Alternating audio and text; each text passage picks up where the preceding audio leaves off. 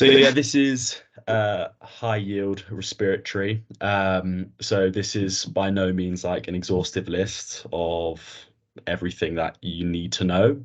Um, well, if you want to sort of get 100% in your exams, but in terms of like core information, um, this is like the essentials basically, which is going to help you pass your exams.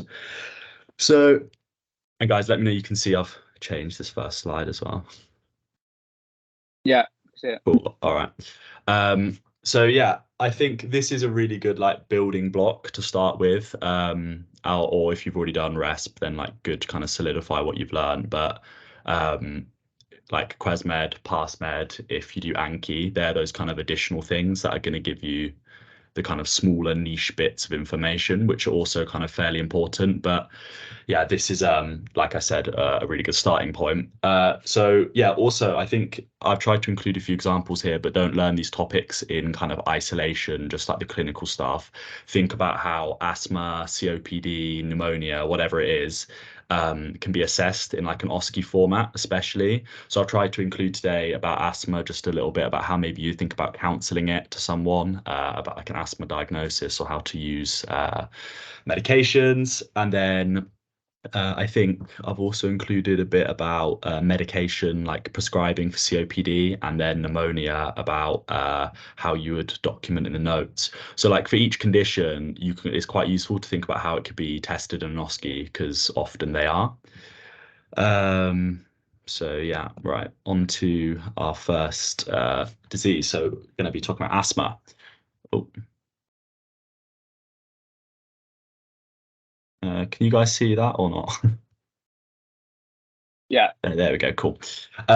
Yeah, so I'll try to keep like reading off the slides to a bare minimum here because I think it's kind of not particularly useful. But this first little sentence about being like a type 1 hypersensitivity is sort of quite common to sometimes see in SBAs and on question banks. So it's yeah, just worth remembering that. The pathological triad unlikely to come up in exams, but I think it can just help you understand the clinical aspects of it. So yeah, it's obstructive lung disease, and that can be seen by bronchial hyperresponsiveness. And then yeah, obviously it's inflammatory, and we'll talk about that a little bit more. Cool, yeah. So one thing which catches people out, I think, for risk factors is they say smoking is a risk factor for asthma, but per se it isn't actually a risk factor. It's maternal smoking. But obviously, if you already have asthma and you smoke, it will exacerbate it. But yeah, this is a really good thing to ask. That's quite slick in histories. It's about occupational asthma. So if you have an asthma history, ask people about how the symptoms are when they're in their workplace, when they come home, on the weekends, that kind of thing, and just shows you're thinking about it. Yeah, isocyanates, that's a buzzword, but for some reason I remember that really well. I think that has come up. It's just like one of those typical SBA questions. And also, yeah, just really important to think about A to P as well, that triad of asthma, and like dermatitis and then hay fever, because they come together. So you'll see that a lot in practice as well. So yeah, they're the precipitants and these are the symptoms. So these are fairly similar to some of the symptoms that you get in COPD. So it's quite important to be able to differentiate them. But if you ever see there's diurnal variation, or there is like a big difference between, night and day, or between different seasons as well, that's a big indicator that it's something to do with asthma. Um, so also with the wheeze, it can sometimes be called polyphonic wheeze, which just means, yeah, like you hear kind of multiple instead of, it sounds like a symphony instead of just one individual kind of concentrated wheeze. And that again, if you see polyphonic wheeze in an SBA, just be thinking about asthma. And yeah, there are the signs as well. Trying to think if I've got anything relevant. Yeah, also about just breath sounds in general, chest sounds. It's really useful because it's quite difficult to hear the full range of them when you're just on placement. So listening on YouTube is what I did, and then like I included some audio files in like the flashcards I was doing just so you can hear them, because you should become like accustomed to vesicular breathing, bronchial breathing, things like that. Cool. So Yeah, peak flow. This is just like kind of a useful gauge of airflow limitation. And in terms of actually like a practical skill, this is something you need to get signed off. So you can get this signed off really easily on the wards, on when you're doing resp. Also, basically when you do GP, acute med as well, you'll have the chance to do this.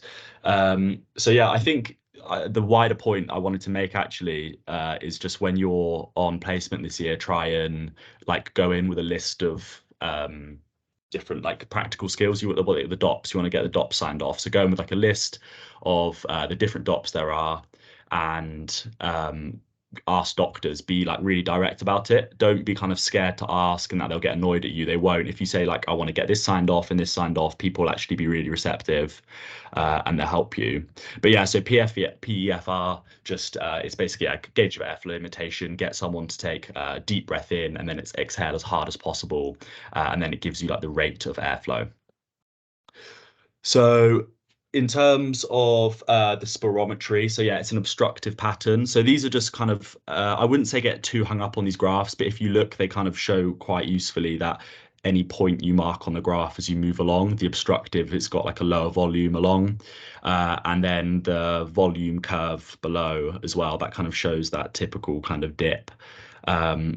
I think it's unlikely to come up in questions, but yeah, just kind of familiarizing yourself with the graphs can help. But yeah, these are the two markers, FEV1 and FVC. So when in asthma, the FEV1 to FVC ratio is under 0.7, and like this is just something you really kind of need to drum into your head. Seems a bit arbitrary to start with, but all obstructive conditions, whether it's asthma or COPD, will be under 0.7. So yeah, it's not that the FVC reduces a little bit, but actually it's the FEV1 that reduces a little bit more than that. So that's just important to remember. Cool. Sorry, Lucas, So can I just what's butt that? in? Just important that could be useful. The resit OSCE for our year, they had to explain the FEV1, FVC to a patient. So I just thought I'd check that in there. So make sure you're Nice. comfortable. You know it, and you can explain it in non-scientific terms that the normal population would help understand. Yeah. And that actually goes for like again when I said about trying to think about things in the lens of OSCEs, like being able to explain stuff without jargon is super important. So also have a think about how you could do that. So yeah, in terms of the diagnosis, this I don't really think there's anything particularly kind of difficult to grasp about this. It's just something that you need to just look over and then repeat and repeat and repeat to remember, because it's all a bit arbitrary. But yeah, in anyone over 17, you want to send them for FeNO testing as like the first line way to diagnose asthma. So nitric oxide is a byproduct of like some of the inflammatory cells like eosinophils, which are really common in asthma. So yeah, that has now become the first line measure. Also, spirometry, like I said about that obstructive picture, just get that into your head. Under 0.7, that ratio under 70%, that is indicating that you've got like an obstructive picture. And then also this comes up in questions quite a lot where it says like the test improvement once you give someone a bronchodilator. Yeah, it was like 11% it will say or something. So it's quite important to remember that it's 12% or that the volume increase is 200 mil just because they can test about it. Yeah, so again, I don't want to just kind of keep on to like just repeating what's on the slide, but this is just something that I think just look over and just keep on trying to look over the course of the year because it comes up in so many questions, could quite easily be in an OSCE, like George said as well. Cool. And then if we move on to the next, yeah, then when you're then on pediatric cases, I think in fourth year it might be a bit harsh for them to ask this because obviously you do peds in fifth year, but instead you do spirometry as the first line and then you move on to FeNO if there's a bit more kind of diagnostic uncertainty. But again, you do spirometry and you can also give bronchodilators as well. So looking for that 12% improvement or over. Cool. Move along. So yeah, with yeah, it is painstaking. I think looking at this is a bit overwhelming. I felt like that to start with, but I think it would be quite harsh for them to ask like kind of fourth line stuff in asthma, because also there's NICE guidelines as well as the British Thoracic Society stuff. So both of them say slightly different things. Um, but I think, yeah, again, this is just something that requires kind of brute repetition, and just looking at the guidelines, going on past med and just trying to do it like with spaced repetition over time, because there's obviously a lot of steps. But initially, it's all about kind of building people up. So if someone can be managed just on a short acting broncho dilator, something like salbutamol, then that's fine. But often, yeah, you're going to have an inhaled corticosteroid at the same time. So that's like the preventer and the reliever. So the reliever being the salbutamol and the preventer being the steroid. So that's really kind of useful language, I think, to use when you're talking to someone if it's in like an OSCE situation, the preventer and the reliever, or the blue and the brown inhaler. Because that's what patients know. They don't know it as an ICS and a SABA. That's kind of really arbitrary stuff. And I think on here, oh yeah, so the bottom here is, and it says about the step up and step down, really common questions too. Like this patient has been having like coughing lots in the night, has been having to use their salbutamol multiple times, and then that's when like your answer is going to be about increasing the treatment. And then yeah, stepping down, it doesn't actually say about how you step down, but you basically reduce the steroid dose by 25 to 50% every 3 months. And that again can come up. I mean, this isn't going to be like loads and loads of marks, but just for getting those extra ones. But yeah, the main thing is just about kind of this ladder where if people's symptoms aren't controlled, you move up. And then if they're actually not needing like a certain drug anymore, then you can take it off again if it's still well controlled. This probably, yeah, this comes up again, really, I'm going to keep on saying this really, really frequently, and being able to remember these categories, the moderate, severe, life-threatening, near fatal, is so, so important. I think really, yeah, again, just looking at these, remembering these values, I think with near fatal, quite a sneaky thing that happens in questions, or it could be in some form of OSCE, is where it will just have everything is fine, the patient seems okay, but then when like the ABG is done, it shows that they've got a high PaCO2, and that basically just shows that actually they're near dying at this point because they've got respiratory efforts tiring. I don't think in clinical practice it would be like that as such. People would be a lot more unwell, but just be aware that the near fatal or like the life threatening, sometimes they'll just include one of those features, and you only need one feature alone to diagnose it, basically.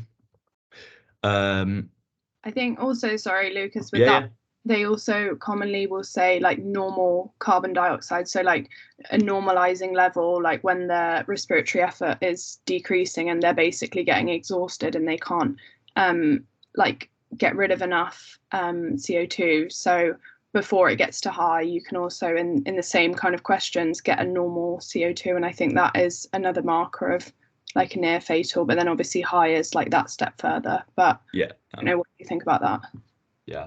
I think, yeah, just if you actually think about what's going on, like when someone's actually breathing, when they're like in an asthma attack, they're going to have a really high respiratory rate. So originally their CO2 is actually going to be quite low on their ABG because they're going to be breathing all the CO2 off. And then, yeah, as it's like really sneaky, but to say normal CO2 or normalizing, you'll just in a rush, just be like, everything's fine and ignore it. But that actually means that they're starting to tire.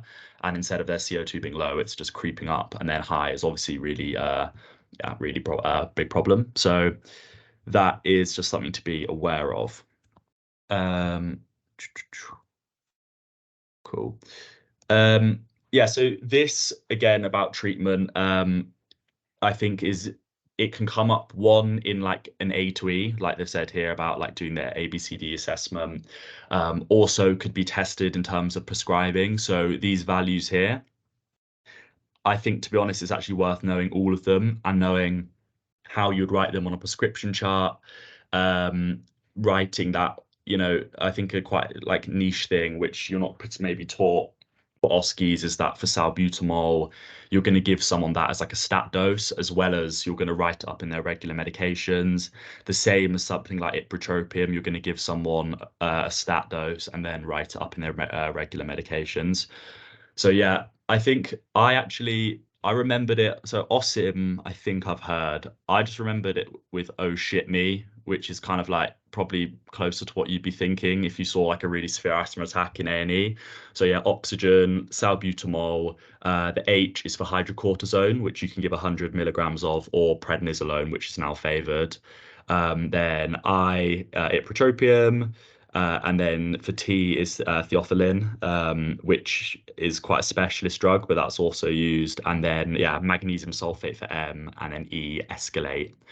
But in terms of, yeah, doing A to E here, I don't know how many, like in fourth year, I don't think I even thought about A to E's until maybe acute a little bit later in my first term. But yeah, so you start with the danger, response. You have to be really confident when you do this. It seems so awkward when you're doing like OSCE practice or in the real thing, having to like just talk out loud to sort of a dummy or a nurse, but you just have to really act it out, be confident. And then so important, which everyone always forgets, including me, is doctors, ABCD. So S, shout for help as soon as you can. If it says ABCDE, as soon as you walk in, you can literally just already say, I want some more help in this emergency situation, and that kind of gets out of the way. But yeah, in terms of the A2E itself, being really kind of systematic and relaxed, because I know it's kind of it's quite easy to rush, going through each of the airway, breathing, circulation, disability, and everything else with the look, feel, listen, measure, treat. Yeah, and if we've got more time, I could kind of go back and do a slightly more detailed look at that, but I don't know if that's going to take too long. But yeah, discharge criteria is, yeah, again, this is kind of maybe a one or two marks in an exam sometimes. Just it will give like a few of these things that to see, yeah, whether they're improving or not. I think also I had another thought just about near fatal asthma attacks. That if someone has had a near fatal asthma attack before, you are going to want to admit them. You're not going to want to kind of manage it cautiously in the community and send them home. If someone's had a near fatal asthma attack, you need to send them to hospital straight away, just as a precaution. Yeah. So that leads us on to the first question.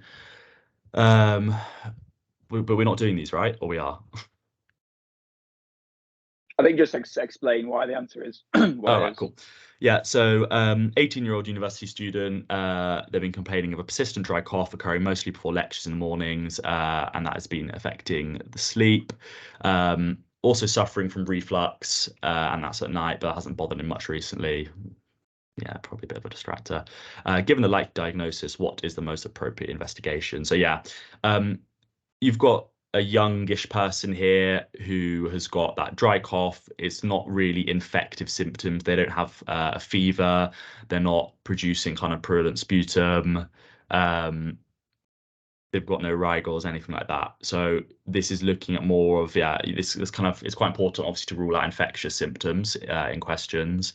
But yeah, just the dry cough in the mornings is quite common. I think cortisol when you're first waking up, or just as you're starting to wake up, is starting to rise, but it can sometimes it's not as high as normal, and cortisol stems inflammation, so that's why people can get a cough in the morning. So yeah, what would be the most appropriate investigation? So as we said, it is, move along, D. So refer them for FeNO testing. Like I said, that's the first line diagnostic test in someone who is 17 or over. So yeah, that this is just drumming in that you need to remember these kind of boring guidelines, because it's really common that questions like this come up. Cool. 28-year-old woman with a past medical history of asthma has been using her inhaled salbutamol more frequently of late. She's currently on inhaled SABA and inhaled steroid, and she's been compliant with it. And what is your next step in management? So yeah, the 800 dose there, that I think is the maximum dose you can give, I'm pretty sure, for inhaled steroid. So they've already kind of been worked up to maximum on that level. So the next thing to do Depends. So the third thing you're going to add in, this is what I was talking about, the NICE and the BTS guidelines differing. If you're looking at NICE, it's going to be B, which is adeleukotriene receptor antagonist, like montelukast. But if you're going along with BTS, then you're going to add an inhaled long-acting beta-2 agonist, something like formoterol or salmeterol. But yeah, again, I think it would be quite harsh for UCL to like test this unless they've actually specific. I don't know if they've now specifically said they're only using BTS for exams. I'm not sure. But maybe worth knowing that difference, because I think after that they're the same guidelines, but that's the one difference maybe.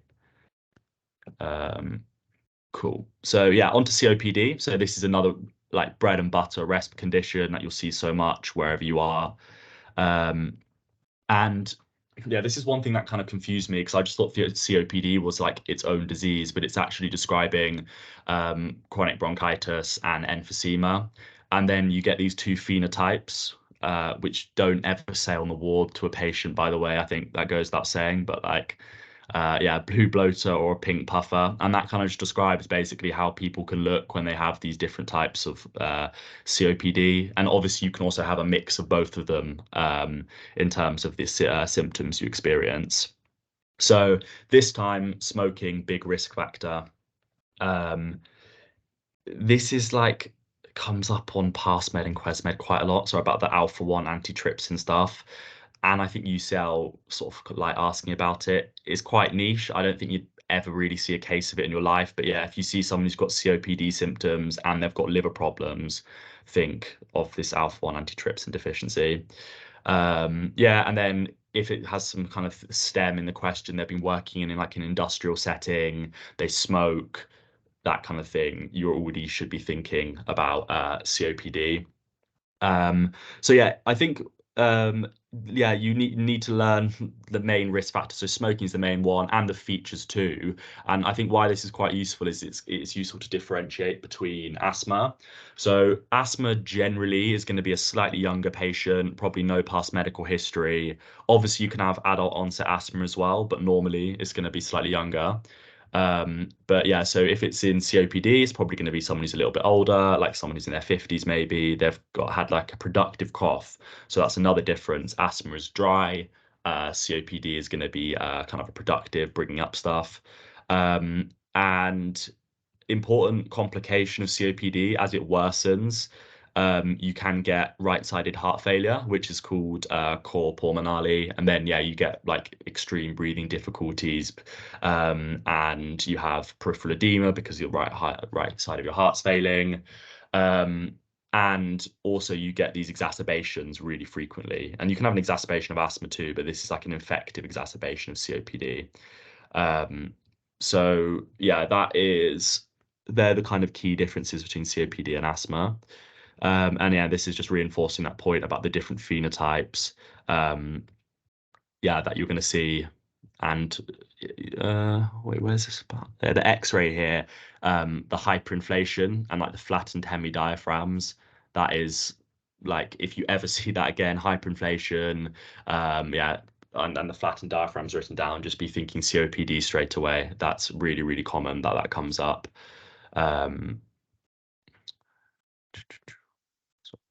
See what the next slide is. Yeah, so this is now I think really useful with like your OSCEs. So learning about these different signs. So if it says do like a targeted exam related to COPD, these are the kind of things you can be talking about after you've done your wiper and you've introduced yourself. Once you start the exam, you can say, I'm looking for accessory muscle use. I'm looking for just kind of clear cyanosis, for pursed lip breathing. And then, yeah, whenever you do, I remember always thinking, why do you even need to do the cricosternal distance? I don't really think anyone ever does it in practice, but like I said in that last slide, the hyperinflation that you get with COPD, because all this excess work of breathing and kind of gas retention means that you actually get a shortened cricosternal distance. I think it's under 3 centimeters. And please someone correct me if I'm wrong there, but I'm pretty sure that's right. And then, yeah, this clinical sign here, this is, yeah, that someone is like tripoding, I think. So when they lean forward to open up their airways better, makes them more comfortable. So that's what the bruising is, just from that kind of constant elbow pressure. And the MRC dyspnea scale, I think, again, it's just one of those things like the guidelines. It's worth just kind of, putting on a flashcard, putting on your wall, whatever, just so you can remember it, because the stem can be, these are the person's symptoms, classify it. Classify it in by like the MRC dyspnea scale. Cool. I'm just thinking if I've got anything else relevant to say about this. That's fine. So yeah, there's actually multiple investigations for COPD, but again, because it's an obstructive defect, doing some spirometry is going to be useful. So like I said before, it's that under 0.7 ratio. Just keep on reminding yourself about that. And then yeah, hyperinflation. So the bulla thing it's talking about is relating to emphysema, so those small holes that you can get as the lung breaks down. That would be clearer, like depicted on a CT scan as well. And then for full blood count here, the polycythemia is basically, so it's a secondary polycythemia. It's not a primary one, which would be like a blood malignancy. It's being caused because a patient with COPD is going to be kind of chronically hypoxic. So your body goes into overdrive to try and counter that and makes loads of red blood cells to carry more oxygen around. So that's why it's quite important as like a sign to understand that you get a secondary polycythemia with some COPD patients. And then, yeah, like I said before, because the lungs aren't working very well and you're chronically hypoxic, the heart, and especially the right-hand side of the heart, is going to be trying to pump blood there, and there's going to be remodeling, and that's where you get the cor pulmonale and the right-sided heart failure. So when you do cardio, especially try and learn about like P pulmonale. I think that, again, it's fairly harsh to be asked about that, to identify that in an ECG, but maybe just helps with your understanding. I think, wait, I don't know if it's, oh yeah, I don't think it's actually mentioned on the next slide, but also you can then grade COPD from mild to very severe, and that is just based on the FEV1. So if someone's FEV1 is over 0.8, then they've got just mild COPD, and then you need symptoms to diagnose that too. And then the next category down is moderate, and that's from 50 to 79% of FEV1. And then into severe is 30 to 49, and then very severe is under 30. And that would be, someone who is, well, at that point, going to be getting kind of long-term oxygen therapy and potentially some other treatments. Cool, yeah. So COPD counselling could definitely be like a really good OSCE station. So main thing is if someone is smoking, talk about, smoking cessation and referring them to that. Vaccines, I think, are a really good one to think about for chronic conditions. So if someone has COPD, they have heart failure, they have HIV, something like that, you will be thinking about offering them influenza, pneumococcal vaccine, like it says, and then pulmonary rehab. So this kind of leads on to a good point that whenever you're answering questions in person or in exams, always try and think about going from conservative to medical to surgical management. So if someone's COPD can be managed effectively by stopping them smoking and giving them pulmonary rehabilitation, then great. But obviously, a lot of the time, then you're going to need to step up to medical management. But you want to start with like the least invasive stuff as possible. And yeah, so then this is where, in terms of, someone who doesn't have like really severe COPD, they're going to be started on a SABA, like salbutamol, or a SAMA, so that's a short-acting muscarinic agonist, and that would be something like ipratropium. So like I said, there's this kind of it's a similar condition. It shares similar features with asthma, so people can have both at the same time almost. So in questions, if it says they've got they've got like a dermatitis type picture and they've got hay fever, or the raised eosinophil count, that diurnal variation in symptoms, be thinking that they've probably got features of asthma, which will be steroid responsive. So in that case, then as the algorithm says, you can add in LABA and an ICS, or if not, if it's just kind of standard COPD, you can add a LABA and a LAMA, and then move on to the last part of the ladder. Long-term oxygen therapy, just try and learn this list of things. It's basically if someone's got really severe hypoxia from COPD, they're going to be so out of breath. You'll see this on the ward when you go up. People they kind of just seem like they've been just finished a run, but they're just sat in a chair. And that's obviously really uncomfortable for them, really distressing. So long-term oxygen therapy is basically keeping someone on oxygen, I think, for 15 hours a day to make sure they're not hypoxic. And these are some of the conditions you'd look for. And you're testing that with an ABG, which you need to do 3 weeks apart just to assess the hypoxia. Cool. So I'll just put all of these out quickly. Yeah. So this is again super common, and it's really important you know about this. So describing any COPD patient who's got maybe a bit of fever, they're producing more sputum than normal, they're feeling more out of breath than normal, you need to be thinking about exacerbations. Haemophilus influenza is the most common, and then these ones also do come up too, but I think just get that Haemophilus influenza really kind of imprinted. Or anything else for this. So this again really could definitely be an A to E. The main difference here maybe between other A to E's is that to start with, for every A to E, if someone needs oxygen, they're hypoxic, you're going to stick them on 15 litres. But because of hypoxic drive, which is basically where people's with COPD, their breathing drive comes from the fact that they've got like CO2 is it based off CO? No, it's based off low oxygen rather than CO2. Sorry. So if you then give someone high oxygen when their breathing drive is based off low oxygen, normally you can actually make them even more hypoxic. So this is why you see this 88 to 92 range banded around quite a lot. So it's really important that after you put someone initially on high oxygen, you then use a Venturi mask to kind of titrate someone's oxygen so their SATs go between 88 to 92.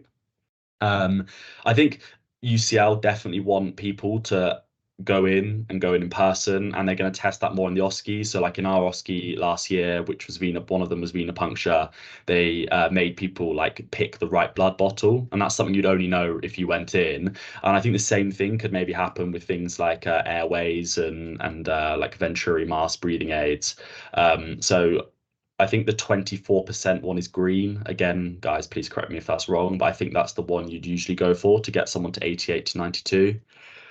And then, you're going to give people salbutamol and ipratropium. That should ease their breathing. The steroids is going to, oral steroids, I think for 5 days, give them a 30 milligram dose every day. That's going to bring down the inflammation, make it easier. And then if there's clear evidence that they've got, their chest has got obvious crackles on it, or they've got particularly purulent sputum, then you're going to be thinking about giving an antibiotic. So that's fine. I think also the end, in terms of A to E, whenever you're doing it, make sure you keep on reassessing. So after you've done the airway and you've done the breathing, then go back to the airway again. Once you've done the circulation, go back to the breathing, and so on. And I think, perfect. I'm going to go over about documenting in a second as well, which should be quite useful. Cool. So a 64-year-old man with COPD presents to A&E with worsening productive cough, fever, and general malaise. So just like I said, you've got that first bit, they've got COPD, and now you've got the kind of infected picture coming in. He's finding it difficult to breathe, and now Pseudomonas aeruginosa has been grown. So what antibiotic would you give?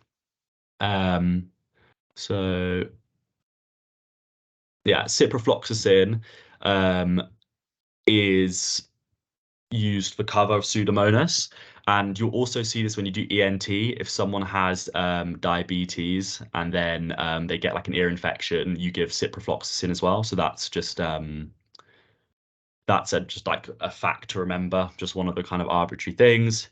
But yeah, just drumming in that process of making sure that you're going to control someone's oxygen so you don't put their sats above 92. That's super important. Gets tested all the time. And yeah, as it says there, you'd give amoxicillin if it was Haemophilus, which is the most common. Cool.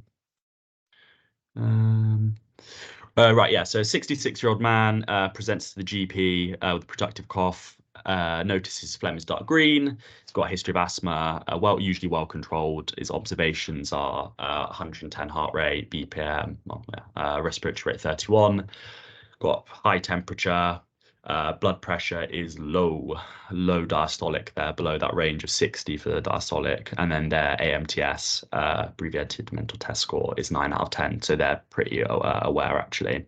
So what is the most appropriate action? Gonna try and speed up a little bit. So yeah, you would want to refer to secondary care, and this again is like, I think, something that is so important to know as a medical student, but also for UCL exams, that they want to know that you're like kind of diligent and you're attentive, and whenever you see like secondary care referral, always be aware that's sort of usually the answer, or like 2-week wait, that's usually the answer.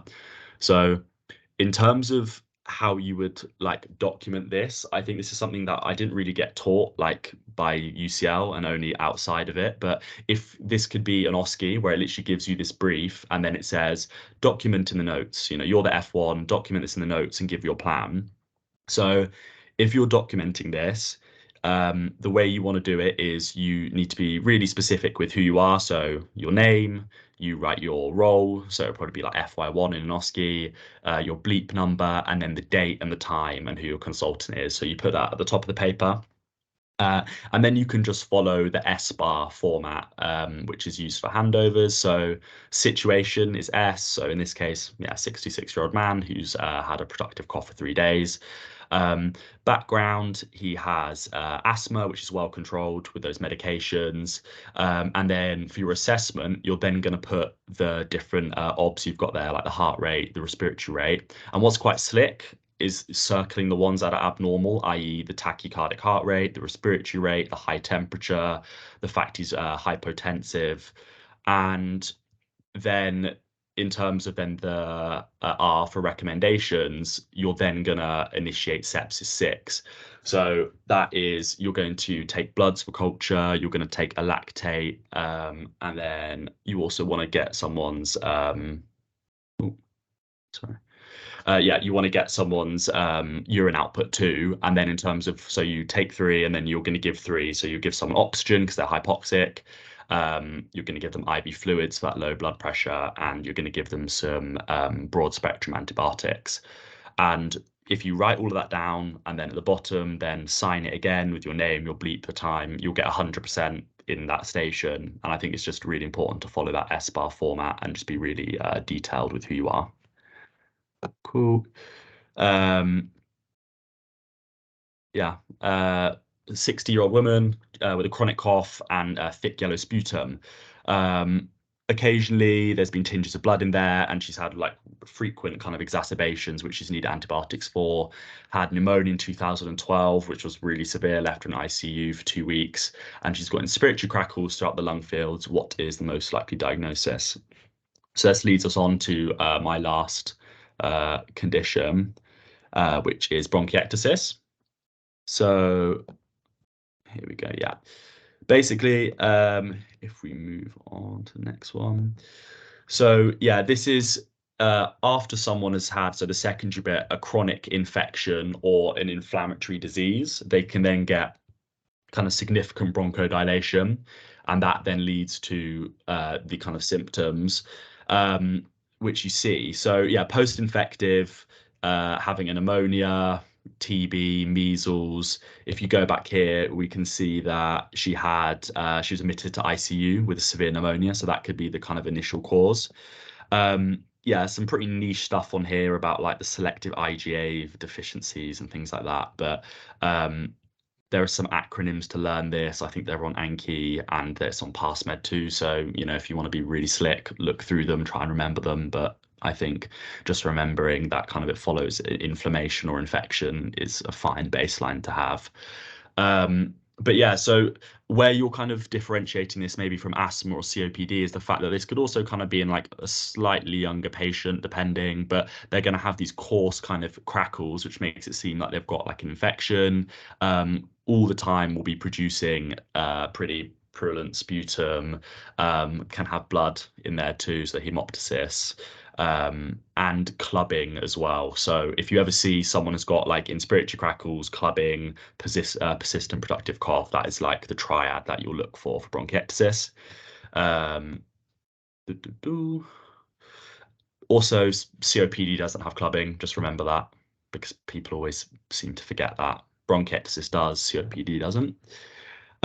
Yeah, this is like really common to have written like a description. So your chest x-ray will have the tram track sign, which from the best of my knowledge means you've got these two kind of parallel lines that are quite close to each other. It's really hard to see on this, but if you look quite closely on on bronchiectasis imaging, you can see.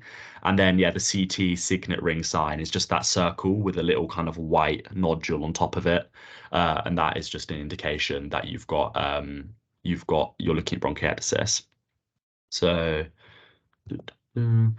again, like I said, remember that kind of thing of starting with conservative, medical, surgical. It'd be useful if actually put that up. Yeah.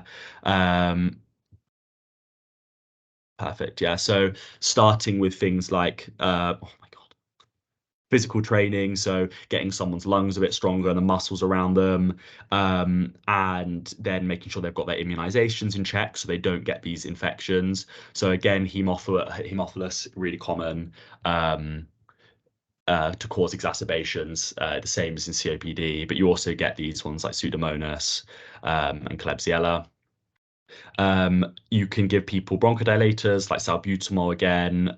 People can be given like rescue packs where they have something like azithromycin at home, which they can take when they start to feel like an exacerbation coming on.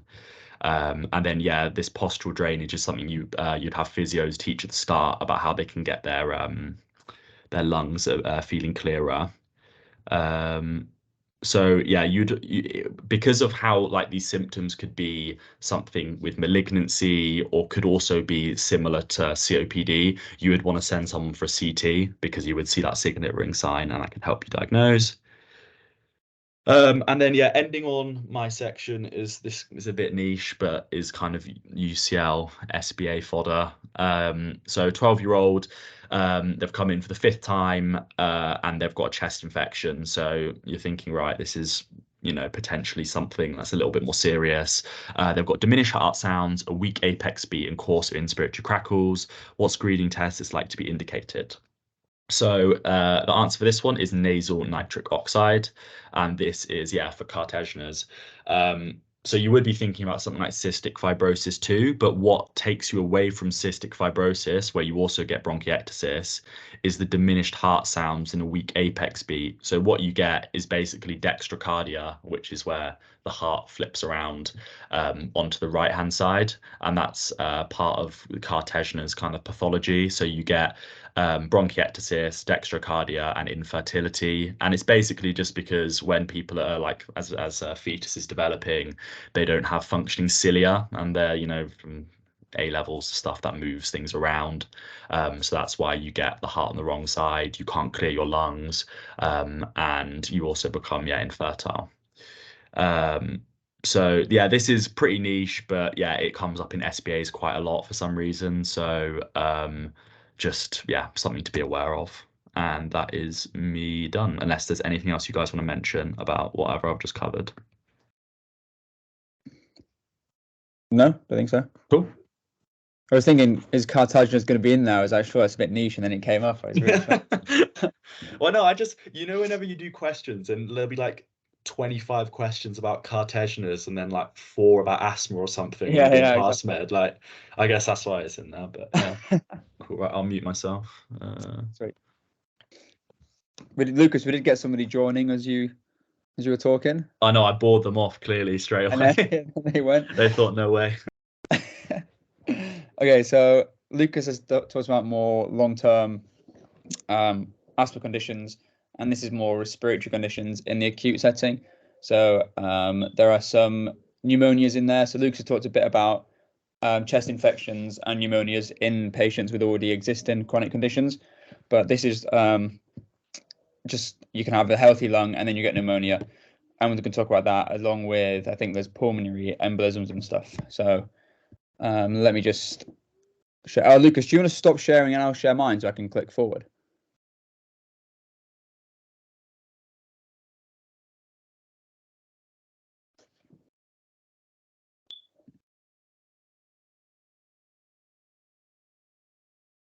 Okay, I'm going to share mine.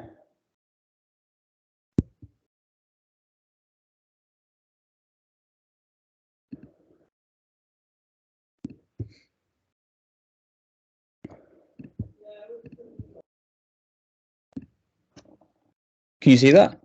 Is it on? Yeah. Sweet. Okay. So starting off with the question. So we've got a 70-year-old female rushed to hospital with a right neck of femur fracture, and she's day 5 post-op. The nurse in charge believes she began to develop some chest tightness and is struggling to breathe. She's known to have asthma, but salbutamol fails to help. She has a low-grade fever and her OBS shown heart rate 98, respiratory rate 26. She's hypotensive, hypoxic, and she's got sinus tachycardia on her ECG. So what is the most likely diagnosis? So yeah, pulmonary embolism. We've got, I think I just clicked on the screen. There we go. We've got multiple risk factors here. So operations is a risk factor. There's a list I'm going to show in the next slide. So you're in kind of a prothrombotic state because you've got loads of inflammation going on. So you can throw clots in places, and then that can get lodged in the lungs. Chest tightness, struggling to breathe. Again, if you've got a blockage in one of the veins in your lungs, and then there's so the blood flow can't go around your lungs as much, you're gonna struggle to breathe, and you can feel a sense of tightness if there's loads of fluid building up there. And there's one. Is it on the next slide? It will be. So the sinus tachycardia on the ECG is the most common ECG finding, but there is one called, I think it's S1Q3T3. I'll explain what that means. I don't think I've ever even looked for that, to be honest, on an ECG, because you only ever really see sinus tachycardia when there's a PE. So it's more of a textbook thing, but it's good to know it anyway, just in case it is a thing. Acute exacerbation of asthma. Salbutamol would probably have some effect if she was having an asthma attack. NSTEMI and STEMI. Yes, but the risk factors in an SBA usually do point towards the answer, so I wouldn't really say it in this scenario. And again, pneumothorax, there would be more clinical signs such as like reduced breath sounds and things, because every risk factor and thing they put into an SBA usually is to help you work out the answer, believe it or not. So if there are risk factors, it usually is going to be leading to what you think the diagnosis will be. So a PE. So blood clot that's traveled from another part of the body and become lodged in the blood vessels of the lung. A common one is the calves. So when you're doing a respiratory examination, a history, always ask them about calf pain, calf swelling, redness of the calf, because if you get a blood clot in the calf, then it can, if it dislodges, travels around your body, it kind of gets from smaller veins into bigger veins as it goes up through like the vena cava and stuff into your heart, and then the first small kind of vessels it's going to reach will be in the lungs, in the alveoli. So that's where they usually lodge. And there are risk factors, and it quite nicely spells thrombosis. So T, trauma, travel, thrombophilia. Travel is usually a long haul flight, and it kind of links into their mobilization. Because if you're flying for ages, you're going to be still, your legs are probably going to be like perpendicular to the floor, so blood flow can't really get away from your calves, and that is the perfect conditions for clots to form. Hypercoagulable state kind of links into B and O as well, so birth control, pregnancy, and then malignancies as well is on here, so they're all hypercoagulable states. Drug use, old age, malignancy, birth control pills, surgery, as in the case we just seen. Serious illness like sepsis and things where your body's kind of in overdrive trying to contain the infections, you can get blood clots because there's quite a lot of inflammation going on. And features. So pleuritic chest pain, that is chest pain when you breathe in.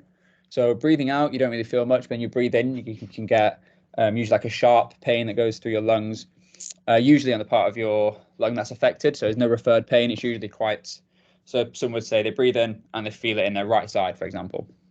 Dyspnea, shortness of breath, hemoptysis, so they can get, when they cough, they can have blood in their sputum or in their phlegm because you can get like fluid overload and some fluid leaving the vessels because of the buildup and the pressure in there that goes into the lungs.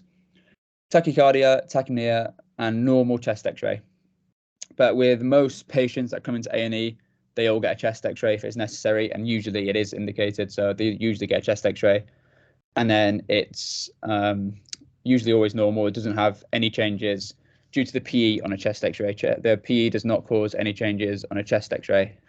It could be due to other things that they have wrong with them. So they might not be a normal chest x-ray, but the PE will not cause any problems. And it says here it can present with virtually any signs, symptoms, depending on the location. So then we want to, I cannot, let me get, does that move? Can you still hear me and see the screen? I've just moved out of the way. Cool.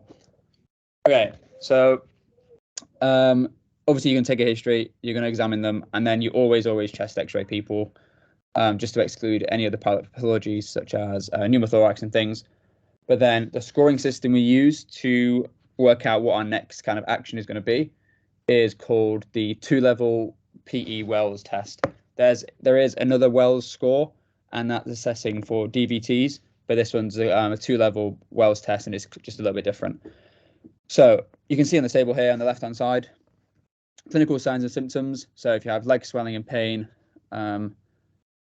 you give them 3 points. 3 points for if there's another diagnosis that isn't as likely as a PE. So PE is kind of your top differential.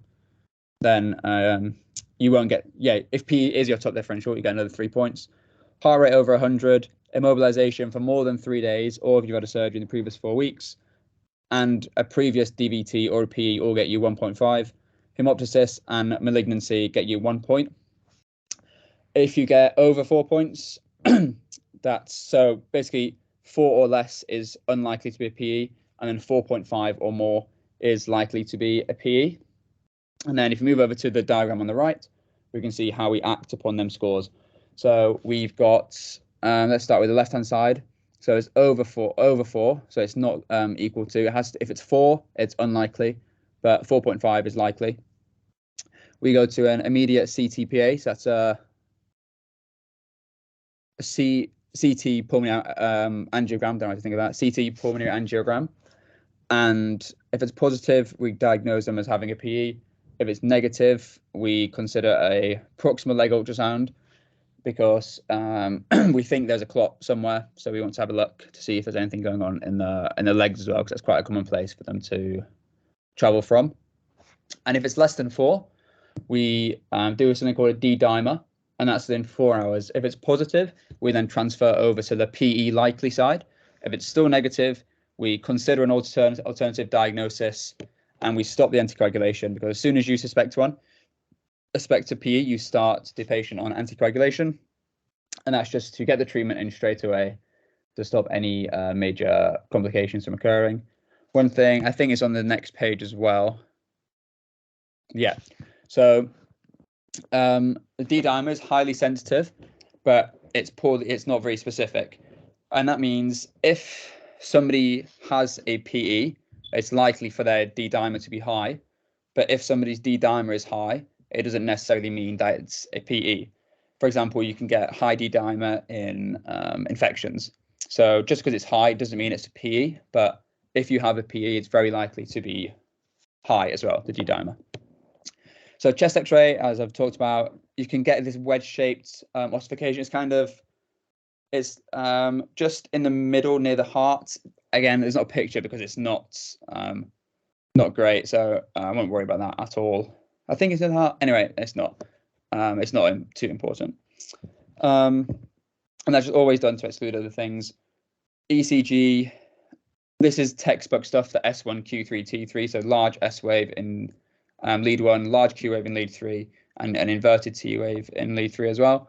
The most common change, and probably the one that you'll see, is sinus tachycardia. I don't think I've, apart from like niche questions on PassMed and QuesMed, I don't think I've seen the S1, Q3, T3 in many places, but it's good to be aware of it and what it looks like.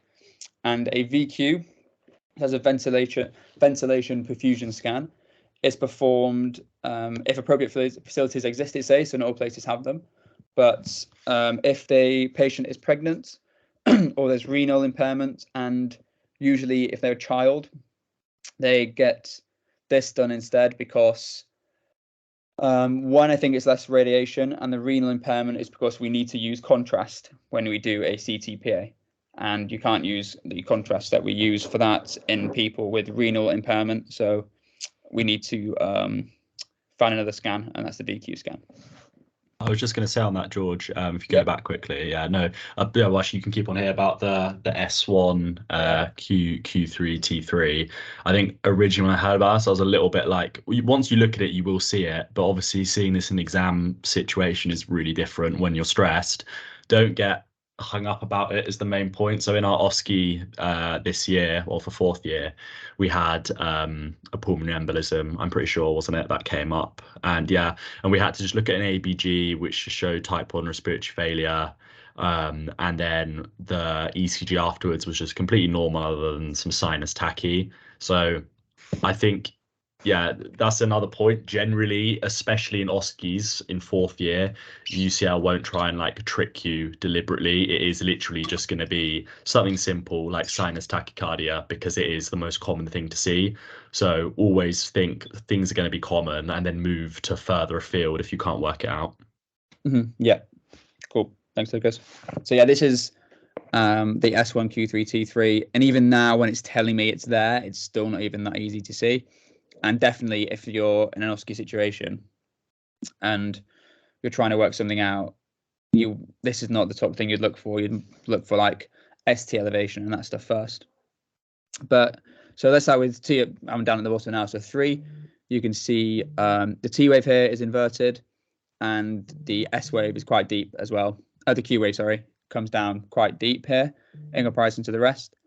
And then the S wave is again, to be honest, I can't see much wrong with the ECG. I don't know if you two can, but this is like, it's still quite difficult to spot even when you are told it's there and right in front of you. So usually sinus tachy, but S1, Q3, T3, just be aware of it because it could be there. And it is usually in, to be honest, it could be in an SBA rather than an OSCE because they will, like common things are common. It will usually be sinus tachy on an ECG. It might just say that in the stem of the question. It shows exactly. that the ECG shows this, and then you just know it's going to be PE. Yeah, just something to be aware of. So this is the CTPA, is what happens. So the white stuff that's around here is the contrast that we use. So that's why we can't use it in renally impaired patients. But you can see like this big grey, darker grey area here in the middle, and it goes all the way around. This is the main pulmonary arteries coming out of the heart, and it's called a saddle embolus. It's quite rare, but as you can imagine, it's it looks quite severe. Your main pulmonary arteries have got big clots in, so it's like quite a serious life-threatening thing. Usually they'll be like, you'll see them down here, further down in the lungs, but if it's here in the main trunk of the pulmonary artery, that's a saddle embolus. And this picture is definitely something you could get in an SBA. It wouldn't really be a OSCE thing. It would be like a one question you get on this in a SBA, and then you can just recognize that you've got this dark grey area in a CTPA scan, and it's likely to be a clot. And now management. So we talked about what happens, how we confirm a PE, how we rule one out. So now we're going to talk about how to manage them. If this on the left hand side, SBP, so systolic blood pressure less than 90, it implies some kind of shock. In terms of the type of shock, there are multiple types. It doesn't really matter. If it's there, it's a shock, and you treat them all pretty much the same. So if it's atrial fibrillation and they're in shock, you go straight for one of the higher treatment options, and it's the same here. So SBP under less than 90, they're in shock. We want to go straight for a thrombolysis or an embolectomy, and they're kind of the more invasive, higher up on the treatment ladder options, because it's more of a serious situation. However, if they come into A&E and they're breathless, yet they're tachycardic, they're a bit hypoxic, we give them oxygen, that goes up a little bit. We now still need to treat the clot, but they're stable. So if it's a provoked PE, like it was in the question, so she'd had just had a surgery 5 days ago, so it was very much provoked. We treat it for 3 months because we know what the cause is, and the likelihood is once we remove that cause, it's not going to happen again. So we give 3 months of a DOAC. If it's unprovoked, i.e. if somebody just comes in randomly one day, they've had no risk factors, nothing from the thrombosis risk factor analogy we talked about before. Not an analogy? I don't know what I'm looking for there. Anyway, unprovoked, 6 months, and it's a DOAC as well. And then when we get to renally impaired and pregnant people, we don't give DOACs, we give low molecular weight heparin in pregnancy, or if they're renally impaired, low molecular weight heparin or warfarin. And chemo, they take a DOAC as well.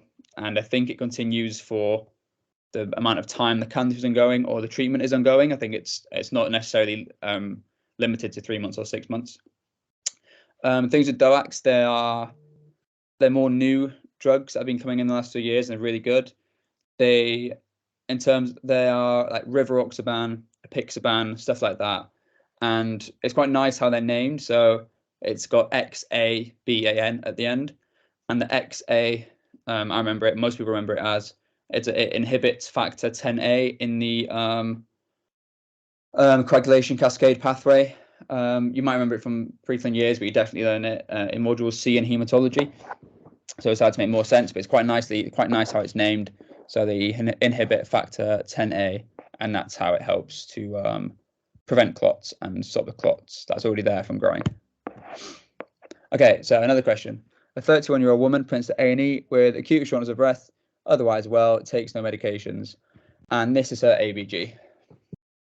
So we've got slightly high pH, we've got a high PaO2, her CO2 is low, and then we've got a normal bicarbonate.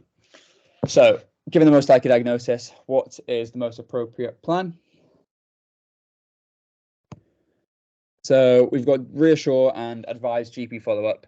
This question is, once it says that, it's very easy to see, but especially in an exam when it's kind of a high stress situation, you could look at this and think, oh, something quite serious is going on.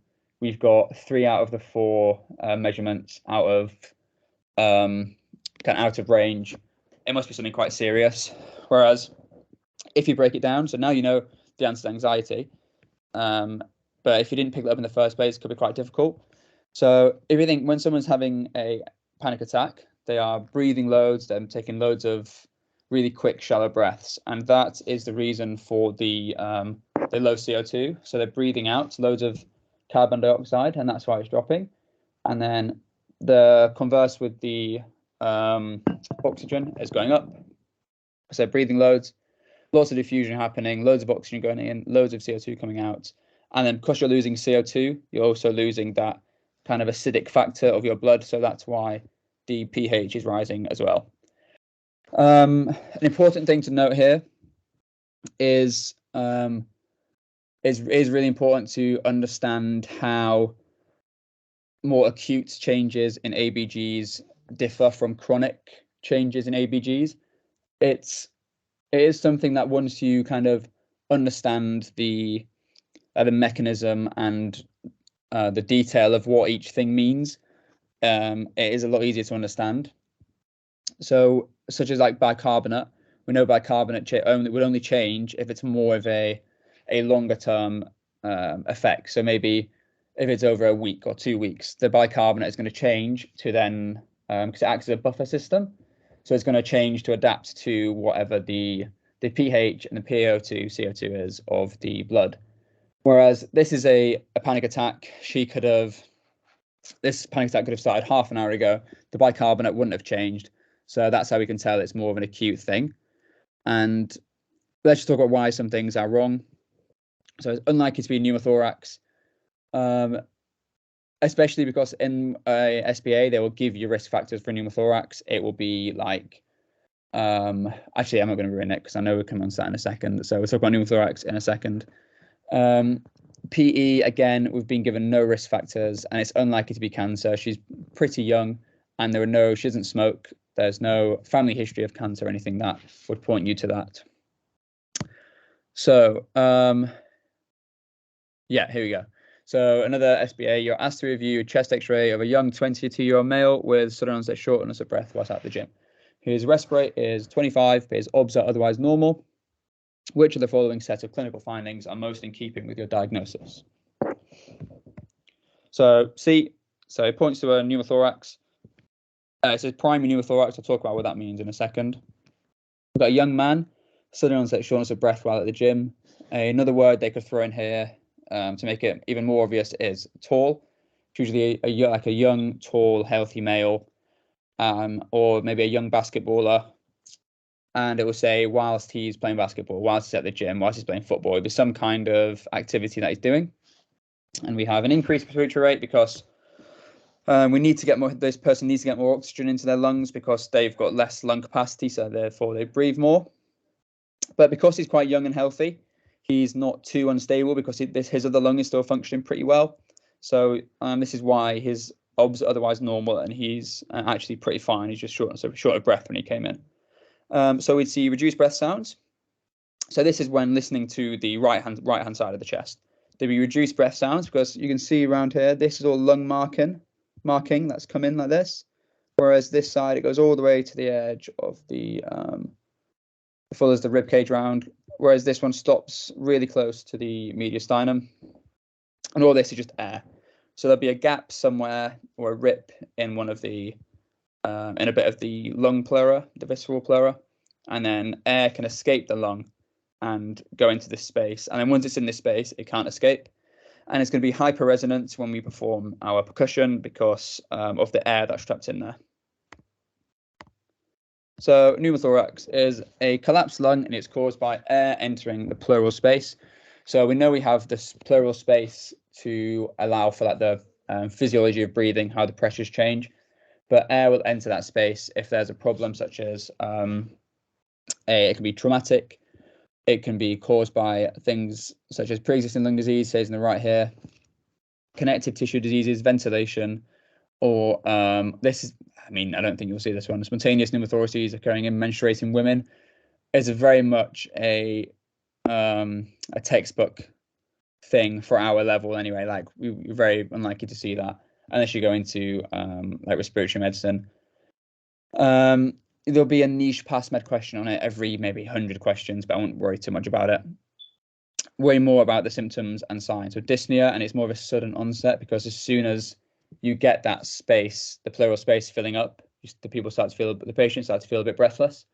Chest pain, just like the PEs, it's pleuritic, so when they breathe in, it gets worse. And tachypnea, tachycardia as well. So the patient before, it said they had a primary pneumothorax. And a primary pneumothorax means that the patient they're healthy, they don't smoke, they have no lung conditions, their lungs are overall pretty healthy. There's no reason to expect why they'd get a pneumothorax. Whereas a secondary pneumothorax, they have some kind of lung disease, kind of underlying lung disease, asthma, COPD, a cancer, they smoke, something along those lines. Traumatic, you can get so blunt trauma. If you get a rib fracture, it can pierce the pleura of the lungs. Penetrating, obviously, if you get stabbed, it's going to go through the pleura and make that hole, so the air can escape. And then iatrogenic central lines and stuff, we can also cause pneumothoraces. And a tension pneumothorax is, I don't think there's a picture, no. So let me go back. Oh, was that? Yeah, it is. Yeah. So this is the pleural space filling with air, and this is the air leaving the lung because of this injury to the lung tissue. And as the patient keeps breathing, this space gets more and more full with air, and then you can imagine that compresses the lung tissue down more. And it can get to the point where this is the actual lung tissue gets compressed so much that the trachea gets deviated, the air compresses the heart, and then that lowers that venous return and lowers your cardiac output, and it can go into shock, and that's really bad. So tension pneumothorax is very much an emergency, and you need to get a respiratory doctor down pretty quick so they can put in, they can decompress it, and we show you how to do that on the next slide. One thing I will mention is a tall, thin young man. The reasoning behind why they're prone to pneumothoraces is because if they're tall, therefore their lungs take up more space, and the pressure difference between the top and the bottom is more. So there's a bigger difference between like shorter people. So that gravity will pull the air downwards.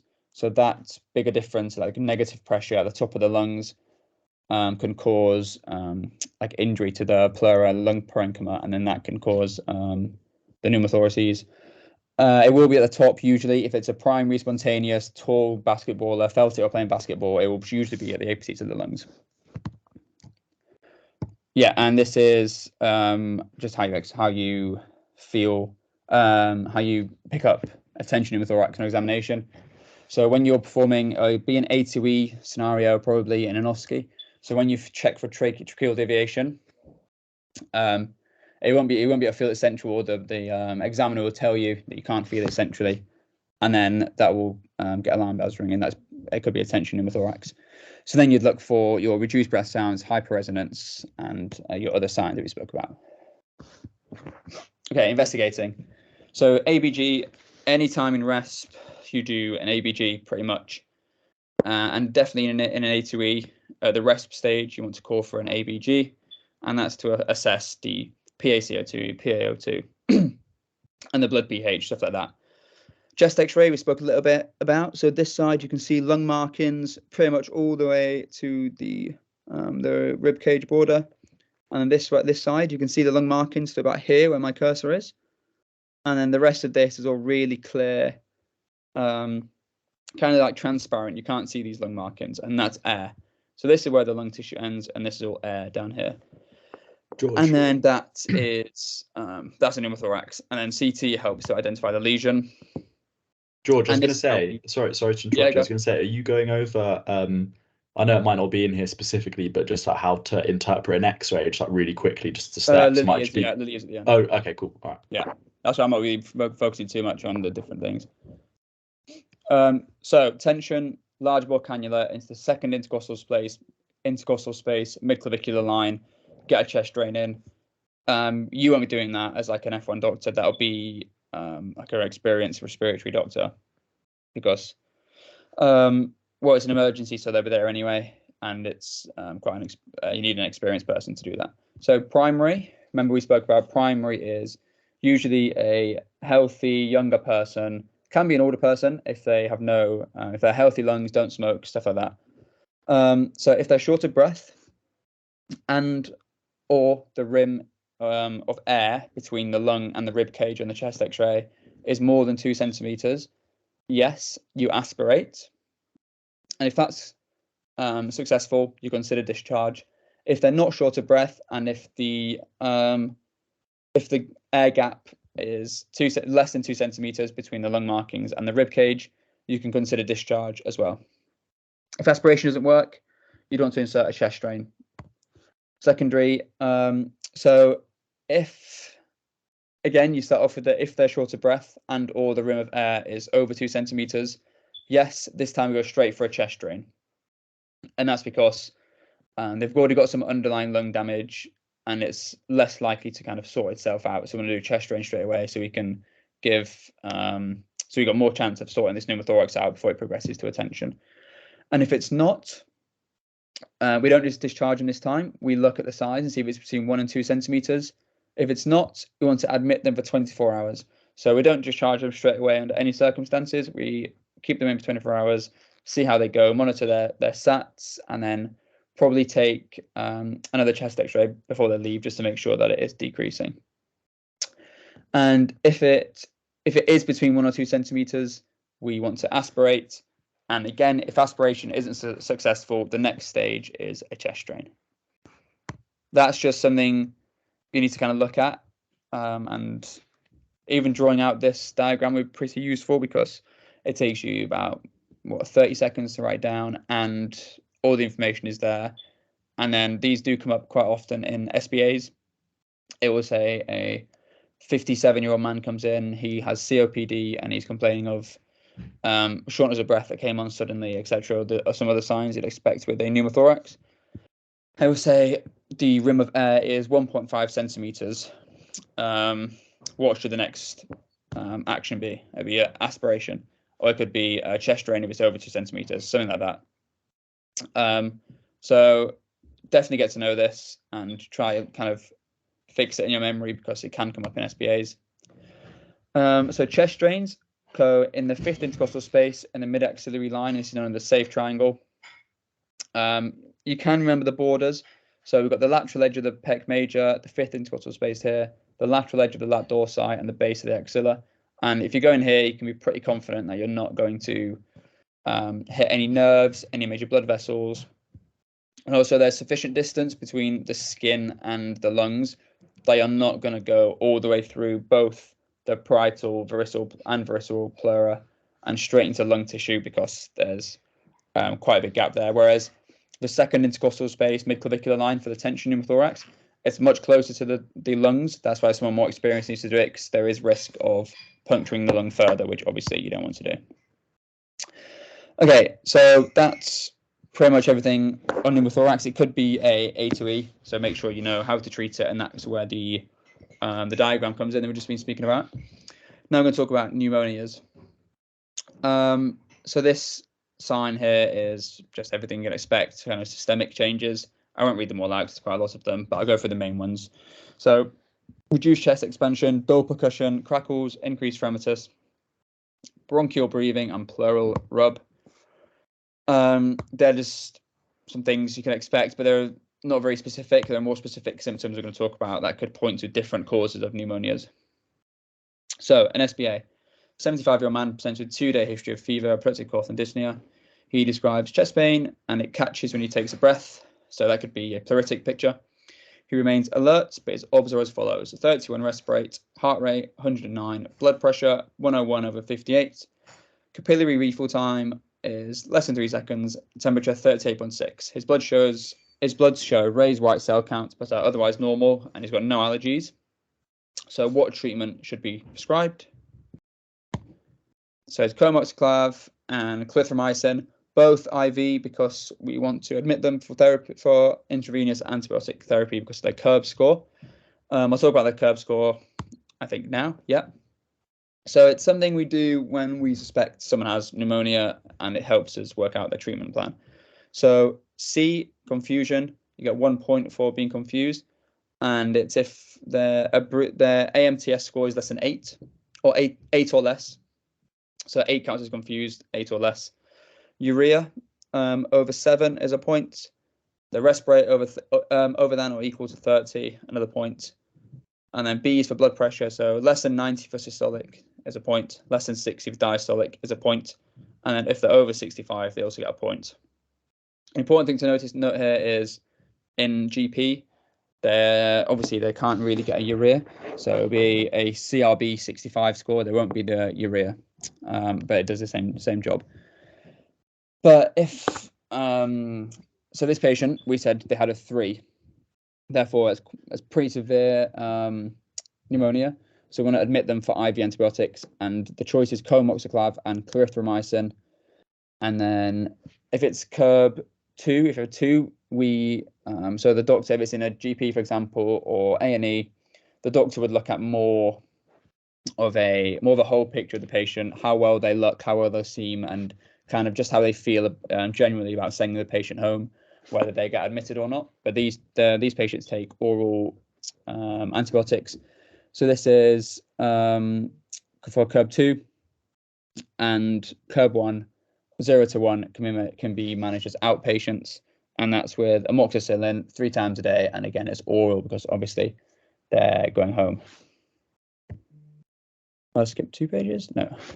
Okay, so one thing, this is all like SBA land stuff, and there are certain buzzwords that cause different, and that will lead you to think to different causes.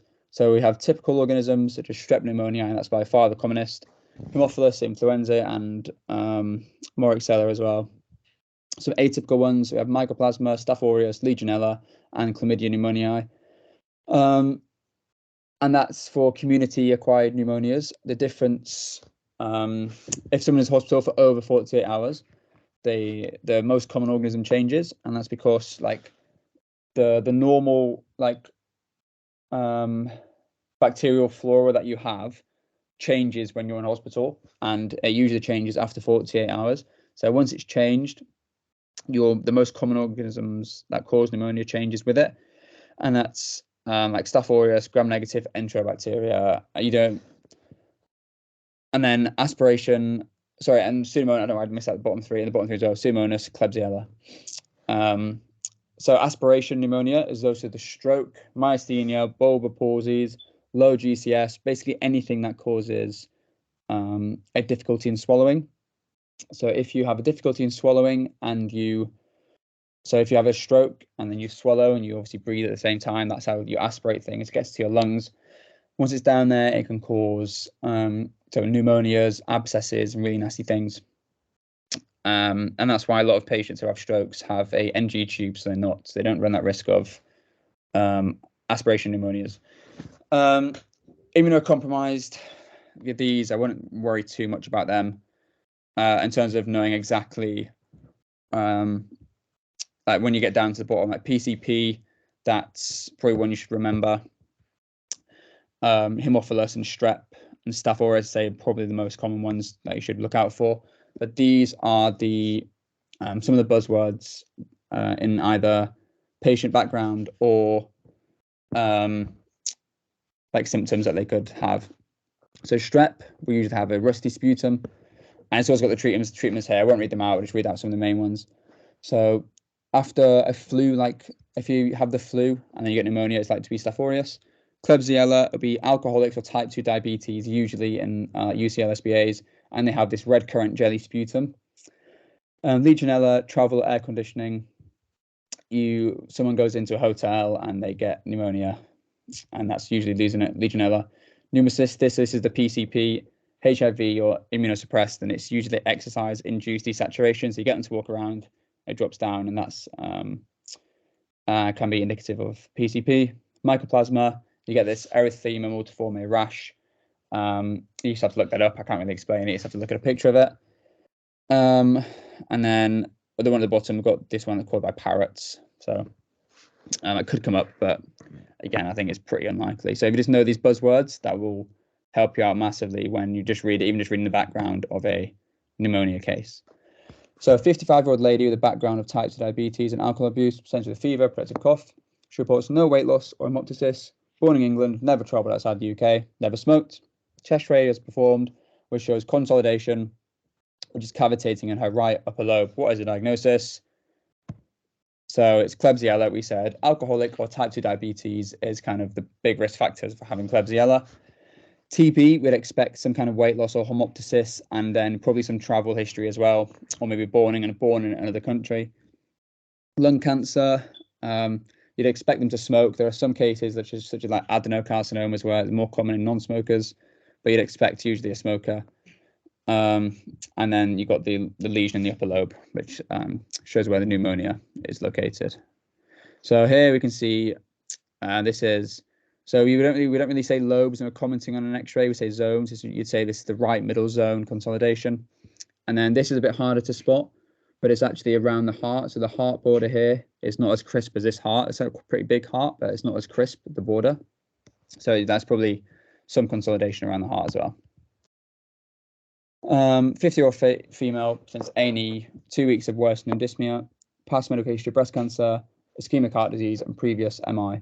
There are reduced breath sounds and some dullness on percussion. Both of her legs are swollen, and a chest X-ray demonstrates a right-sided pleural effusion. On aspiration, the pleural fluid serum to protein ratio is less than 0.5. What's the most likely diagnosis? So congestive heart failure. It's a transudative pleural effusion. And that's because, here we go. So it's when you get serous fluid within the pleural space, and it can be either exudative or transudative. And exudative is due to an infection, a malignancy, just some inflammation in the area. It's usually bilateral.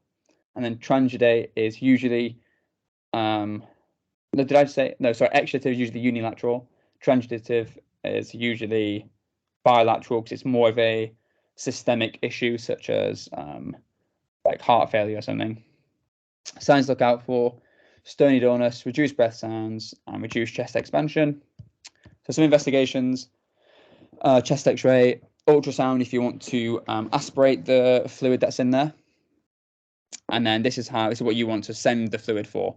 So pH, protein, lactates, and that's LDH, cytology, microbiology, and then some other things down here which are more specific. But the main thing I think you'll have to do is work out whether it's transudate or exudate.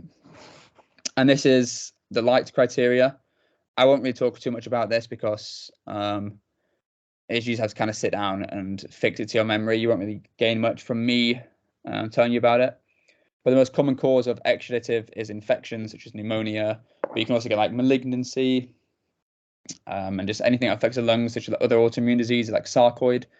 And then hypoalbuminemia, heart failure are the more common causes of transudative, because you get the kind of this disorder in the like hydrostatic pressure and stuff, which then causes fluid to leave the capillaries into the lungs, and that's why you get the pleural fluid in there. Management: so first, drain, and then pleurodesis is if there's recurrent pleural effusions. That's where you basically put talcum powder between the pleural spaces, which sticks them together to stop it filling up with fluid. And then you've got surgery and other stuff, which I don't think you'll get that far, to be honest, in an SBA, but it's important to know that most treatments end in simple things and end up with surgery. So that's important to remember. I was trying to speed up. So respiratory failure, this is really important to know. So type 1 is a problem with oxygenation in the first place. So you're going to have less than 8 kilopascals of oxygen pressure and less than 6 in carbon dioxide. But then when we move to type 2 respiratory failure, the carbon dioxide starts to build up because we can't get rid of the carbon dioxide that we're producing. The treatments at the bottom, I think I'm not going to talk too much about that because it is more detailed than it says at the bottom here. So if you look at, it's quite good on PassMed. It's nice tables on PassMed.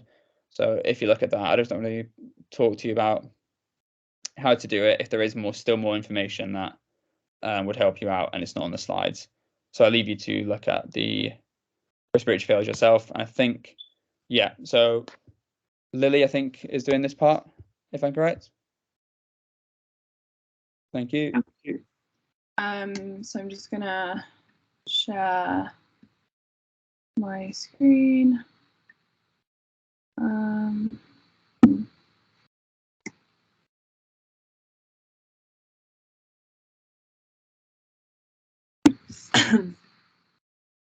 Okay. Why does it say?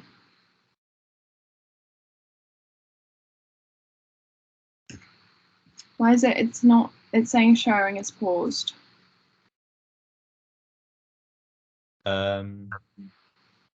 Is George clicked off properly? Okay. I don't know. It's loading something. Yeah, I'm not still sharing. It just says sharing is paused. Go back to go to the PowerPoint slide. What slide?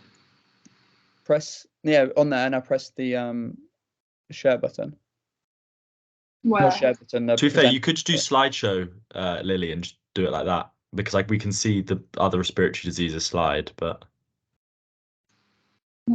press present, Lily. I'm confused. Press present. That. Yeah. So you can see. Yeah, all good. Yeah. Oh, okay, cool. Okay, so yeah, I'm just going to talk a little bit about some other respiratory diseases that are sort of bit of a loose end for some of them, but they're really important. So yeah, starting off with interstitial lung disease. So this is basically a term that encompasses like multiple lung diseases, and it's basically when the lung parenchyma are kind of diffusely affected, and it's usually they're usually affected by scarring, or like otherwise known as fibrosis. So it's good to get that kind of idea in your head that it's just an encompassing term, not a specific one condition, because it can be a bit confusing. And it's usually classified into 3 different groups. So there's known causes, and there's systemic disease that cause the ILD, and then there's also unknown causes. So starting off with the known causes, so you've got, as kind of Lucas mentioned a bit before about your environmental kind of workers with the silicosis. So that's why it's important with the histories and OSCEs to make sure you're asking what people do for work, because that's a main cause. There's also drugs, and I'm going to talk a bit more about specifically which ones in a couple of slides. There's extrinsic allergic alveolitis, another one that's a bit less common. Then there's infection, so TB and viral are obviously major ones. If you get a history of someone traveling abroad, or like someone who's moved from a different country, those ones are going to be really important. And then so drugs again. And then systemic disease, so these are kind of your inflammatory conditions, so your rheumatoid arthritis, your sarcoidosis, your SLE, so that's your lupus, Sjogren's, and then mixed connective tissue disorders. So it's kind of more inflammatory stuff. You can't see that bar along the bottom, can you? Oh, okay, doesn't matter. And then unknown causes. So by far the most common cause of interstitial lung disease is idiopathic pulmonary fibrosis. So it's essentially unknown why it happens, but that's by far the most common. And then you've got cryptogenic organizing pneumonia, which I don't really remember doing many questions about that. So that's very niche. In terms of features of it, so you're going to get this exertional dyspnea. So this is a very common way that patients will present. So they'll come into the GP and they'll say, you know, I used to walk up this hill to work, or I used to walk to get groceries and I was fine. And now I've noticed that I get really breathless when I carry groceries back from the supermarket, or when I walk up this hill, and I'm not sure why. And then you'll have this non-productive, so dry paroxysmal cough, so kind of cough at any time of the day, and it's quite persistent. It doesn't go away. It's not like you get a viral illness and then it clears up. It's just a constant background kind of cough. And then abnormal breath sounds, we'll talk a little bit more about that. And then chest x-ray, and more specifically CT, you get some very characteristic findings, specifically for the idiopathic pulmonary fibrosis. And also they can have a bit of weight loss, but obviously if they've got weight loss, you're kind of immediately thinking, is this cancer, or is this like an ILD picture? There's kind of a lot of other things that can obviously cause the weight loss, so it's not specific to ILD. So in terms of how it's sometimes classified, you might get these questions where on a chest x-ray, for example, you get upper or lower fibrosis, upper zone, or lower zone fibrosis. And so there's different ways of remembering each one. So the upper ones you can remember as charts. So that's the CHARTS, and C being coal, H being histiocytosis. So that's increased number of histiocytes, which are white blood cells. And then ankylosing spondylitis, there's a whole list of things that condition can cause. But if you remember that typically the inflammatory conditions like the rheumatoid arthritis and other things are all typically lower zone, apart from ankylosing spondylitis. That's the only kind of inflammatory condition that causes the upper zone fibrosis. And then radiation, so from chemotherapy or radiotherapy or other things that can just cause general radiation, and I guess repeated x-rays and CTs themselves. And then TB, and then also sarcoidosis or silicosis. Then in terms of the lower zone fibrosis, you've got bad CIA. So B for bronchiectasis, and Lucas spoke a bit earlier about how you might see that with the tram tracking and the signet rings on the CT. And then aspiration pneumonia, and then these are the drugs that you specifically need to remember. So BDAM, bleomycin, dopamine agonist, amiodarone is a very, very common one in questions that will like very frequently come up. It'll be someone's been started on amiodarone and they've recently developed a dry cough, blah, blah, blah. So that's very common. Methotrexate as well is another common one for SVAs, and then nitrofurantoin. So like whether they've had repeated courses of repeated UTIs and needed repeat courses of nitrofurantoin, that's kind of when you'd start thinking, oh, is that a cause of their new onset dry cough? And then collagen, and then idiopathic pulmonary fibrosis, as I mentioned, that's by far the most common, and then asbestosis. So that's not as common anymore, obviously, because of all of the rules about asbestos, but in sort of older patients that might have been exposed to it in their work or at home and stuff like that. So it's just kind of easier ways to remember when you get a chest x-ray, whether you've got lower zone fibrosis or upper zone fibrosis, what the likely cause is, because you can then immediately narrow it down to these different groups. In terms of idiopathic pulmonary fibrosis itself, it is progressive. It's defined as progressive fibrotic lung disease of unknown cause, and again, most common form of ILD. And the symptoms are breathlessness, the non-productive dry cough, fatigue, and sort of arthralgia, so like joint aches and pains. And then some of the signs that you might see on examination are cyanosis, so like peripheral cyanosis, you might get blue fingers, blue lips, and then clubbing. And but these kind of clubbing in particular, it would have probably had to have been going on for quite a while for you to develop that. It's not going to be, you know, a sudden like, oh, now they've got finger clubbing. And then so you get these bibasal fine end inspiratory crackles, or like crepitations. So it sounds like quite a mouthful, but if you just remember that kind of when you're listening to the lungs, if you hear sort of like it sounds, I guess, a little bit like Velcro, but it's at the end of breathing in, you hear it, and it's like the alveoli kind of like popping open and closed because they collapse. It's part of like the pathology of the disease, but that's like a very characteristic finding if it says in a description of an SBA or even like OSCE station. I think this might be a bit niche for OSCE, but they might do, that they've got these fine and inspiratory crackles that's very like pathognomonic for this idiopathic pulmonary fibrosis.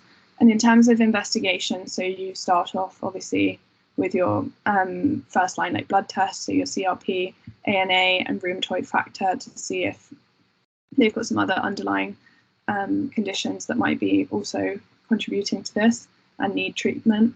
And then an ABG, so you'd get a type 2 respiratory failure, and this is just because you've got decreased ability for gas exchange, so you're not getting, and just to clarify again, so type 2 respiratory failure is a low oxygen on your ABG and a high carbon dioxide. And this kind of makes sense because you've just got this decreased gas exchange. So you're not getting as much oxygen in, and you're not able to get rid of as much carbon dioxide. So it kind of explains why you'd get the type 2 respiratory failure. And in terms of the chest X-ray, you'd get some bilateral lower zone reticulonodular shadowing. So I wouldn't worry too much about this reticulonodular. We do have a slide a little bit in more detail about that. But if you just remember that it's bilateral lower zone shadowing, and the bilateral part is very important because that can kind of decrease your chance of it being like a pneumonia or something like infective that would typically only be on one side. And then your like diagnostic high resolution CT would show the reticulonodular shadowing and also this honeycomb lung. And I'll show you a picture of that, but it's very commonly like described as you know, if someone says they've got honeycomb lung, this is what you're thinking. And then spirometry, we're going to talk a bit more about, but that's a restrictive deficit with a reduced transfer factor, so reduced ability for gas exchange. And it's restrictive because you're getting this fibrosis of the lung parenchyma. So the lungs in itself are firstly reduced in volume because of the damage to the parenchyma, and then also it's just not able to perform gas exchange as efficiently. But we'll talk a little bit more about the values again. And then management, unfortunately, this condition has a very poor prognosis, and typically people only live for kind of 3 or 4 more years after diagnosis. And this is partly due to there's not tons of sort of medical or surgical therapy, apart from obviously like a full lung transplant, but for many different reasons, that's not always possible for patients. But obviously starting off conservatively, getting them to stop smoking can massively decrease the progression of this condition, and then getting them to do some pulmonary rehab as well. And then medical therapy, so long-term oxygen therapy, is the only thing that really will help this condition. And then you've got pirfenidone, which is an antifibrinolytic, so trying to just slow down the progression of this condition basically. But as I said, it's got a really poor prognosis, unfortunately. So subtypes of the interstitial opacities that you might see on a chest X-ray. So I wouldn't get too hung up on this because you wouldn't be asked to kind of determine what type of fibrosis it is, but it's just good to, you know, have an idea. So reticular, you've got too many lines.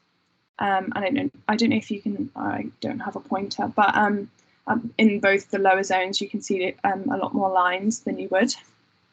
And then a lot more lines than obviously compared to the upper zones. And then on the nodular, you've got kind of like dots, and it's a bit more circular, and it looks a bit like someone's kind of drawn some dots on the bottom zones. And then on the other one, you've got kind of a mixture of both. But again, you wouldn't be asked to kind of determine which one it was just by looking at a chest X-ray. But it's just good to have an idea that it can present in these different ways. Okay, so this is the honeycombing that I was talking about, and it's typically like right at the bottom of a CT, like as you're kind of scrolling down the axial levels of the CT, you get this really typical honeycombing where there's it pretty much just looks like if you cut honeycomb in half, and you've got the lots of like circles and then fibrosed parts around with the white sort of markings.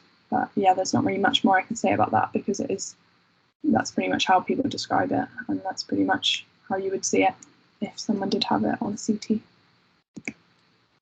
Okay, so the spirometry results. So it is a restrictive condition, and as Lucas explained, so that is defined as having like a reduced FEV1 and also a reduced FVC, but because they're both sort of equally reduced, it means that the ratio stays the same. So the ratio is above 0.7, and that's kind of how it's diagnosed.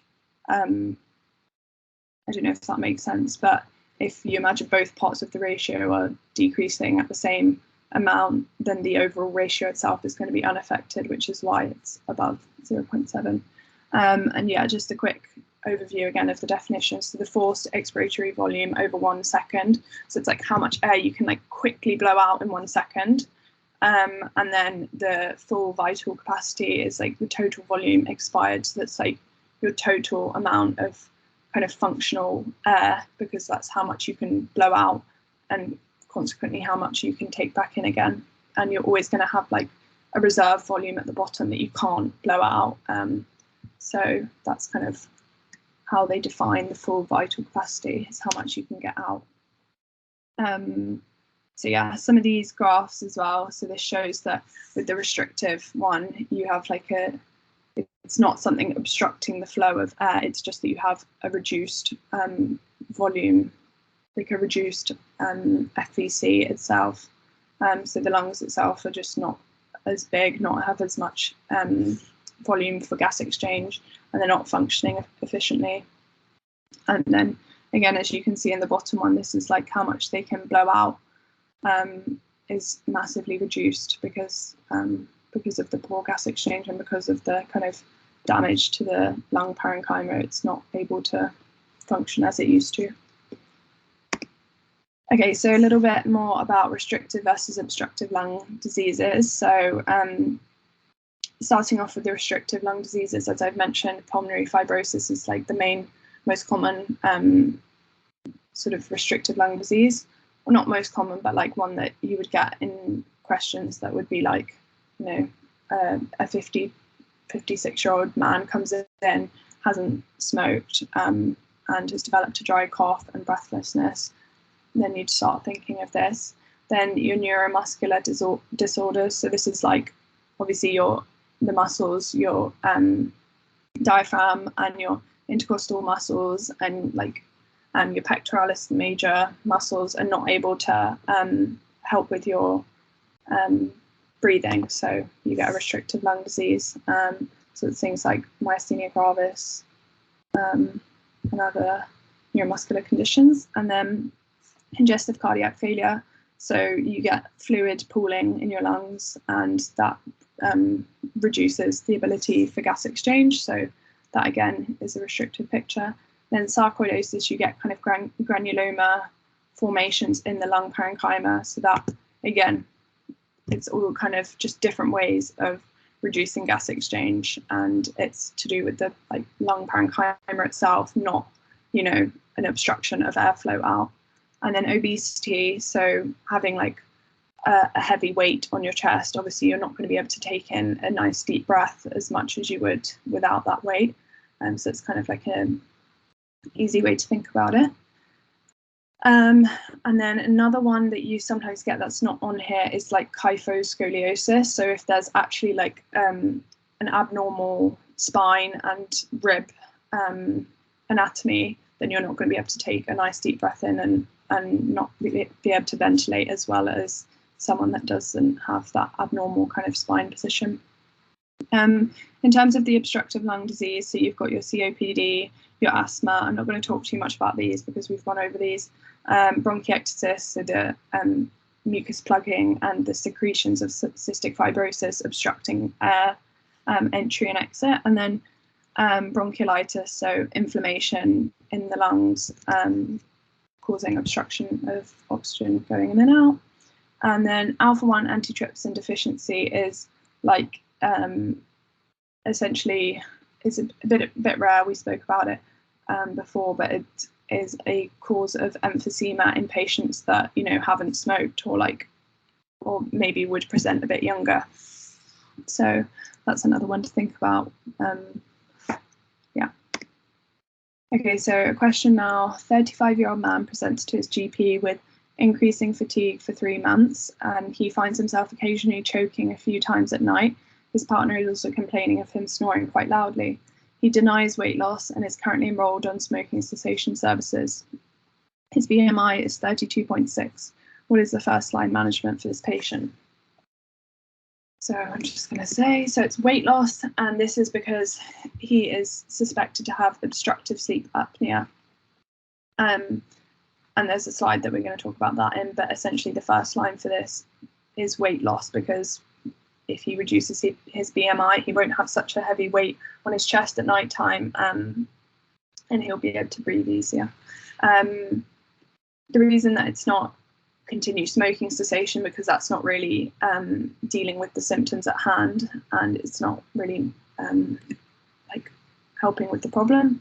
CPAP is useful if weight loss and other conservative measures fail, so it's not our first line. And then the same with this mandibular advancement device. It's not the first line, and it's not usually firstly prescribed on the NHS. And then surgery is obviously a last resort, so we're not going to do that first line.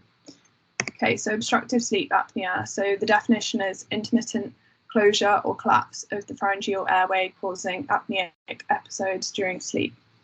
and it's terminated by partial arousal, so they kind of wake themselves up because they can't breathe properly. And some of the risk factors are, as we've spoken about, obesity, acromegaly, so you get kind of like large tongue that can flop back in your mouth and cause obstruction, or like abnormal facial anatomy and like jaw anatomy. And then macroglossia, so it's a big tongue. Large tonsils can obstruct the air, and that's one of the more common causes in children in particular. If you've got a child that's snoring and waking themselves up and waking up feeling really tired because they can't sleep because of this difficulty breathing, one of the first things that you want to check is their tonsils, because these might be obstructing, and obviously you're thinking it's more likely something like that than, other, like, I don't know, obesity in like a child. And then Marfan syndrome as well. And some of the features, typically it's good to ask if they have a partner, ask their partner if they've noticed like an increase in snoring, or if they sound like they're kind of choking in their sleep, because the patient themselves might not be aware of this. And then daytime sleepiness. So there is a score that's used to assess this, and it's called the Epworth Sleepiness Scale. And this is a questionnaire that's completed by the patient, and it basically asks them how likely they are to fall asleep in the day at different times. So like it'll ask them if they're likely to fall asleep at their work, or if they're on the sofa watching TV, or if they're reading. And then from that, it can kind of tell how likely it is that they're having something that's not letting them sleep properly, and it's likely this obstructive sleep apnea. Low libido, morning headache is very common actually, so it's very important to ask these patients if they're waking up with like a really bad headache, because that can be a really key symptom of it. And then nocturnal choking episodes, which they would typically wake up from, so they would probably tell you about that themselves. And then the diagnostic tests are sleep studies, so polysomnography, and this monitors the physical factors including pulse oximetry, EEG, so that's the brain electrodes, respiratory airflow, and thoracoabdominal movement and snoring. And so they'd have to go into a specific sleep study clinic to have that done, and they basically get observed when they sleep. And that's the only way to like officially diagnose it. But a lot of the time, I think they would go off of trial of weight loss and stuff like that. And then management, yeah. So first line is weight loss and avoiding alcohol and smoking. And then if this doesn't help, first line is continuous positive airway pressure, CPAP. And it's like a face mask that they sleep with, and it continuously blows air in, and it keeps the airway open. And then you've got some intraoral devices, so mandibular advancement, so that's kind of like the equivalent of like jaw thrusting a patient when they are unconscious. It brings the tongue forward. And then surgery if CPAP fails, but again, it's not commonly done. And then it's very important to inform the DVLA, so the driving driving authority, if they're falling asleep at work or from the Epworth Sleepiness Scale, because obviously that's very dangerous. And some of the major complications, if this goes on for a long time, is pulmonary hypertension, and that can lead to like right-sided heart failure, as Lucas mentioned before, and hypertension, stroke, sleep deprivation and depression, and CAD, coronary artery disease, I think so. Yeah.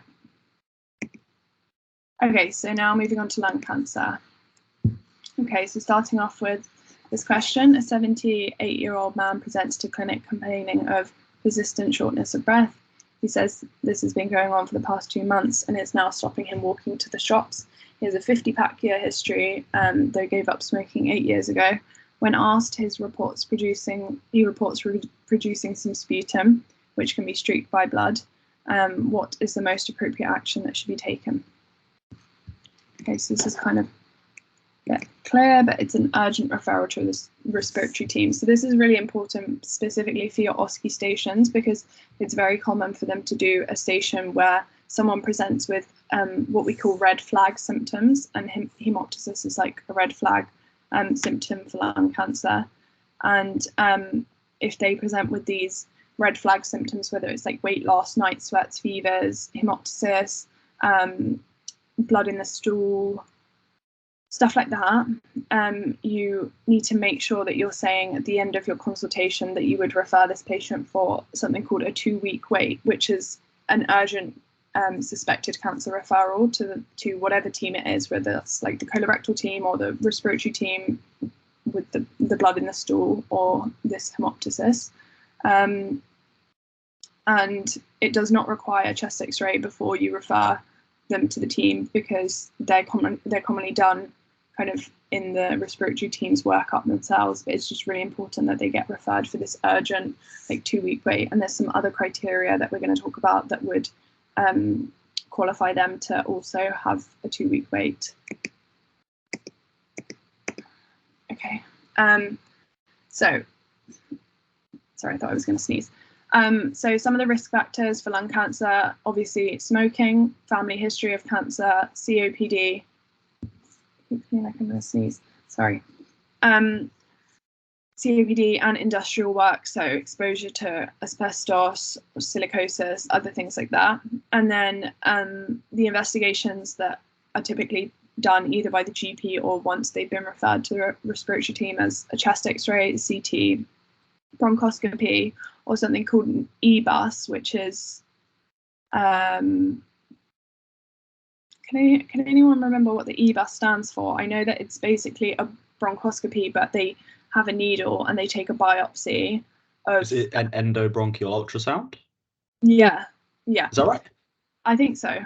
I can't remember what it stood for, but they basically do a bronchoscopy plus having a needle that can take a little biopsy of like a mass in the lungs. So that's a very common thing that they would do.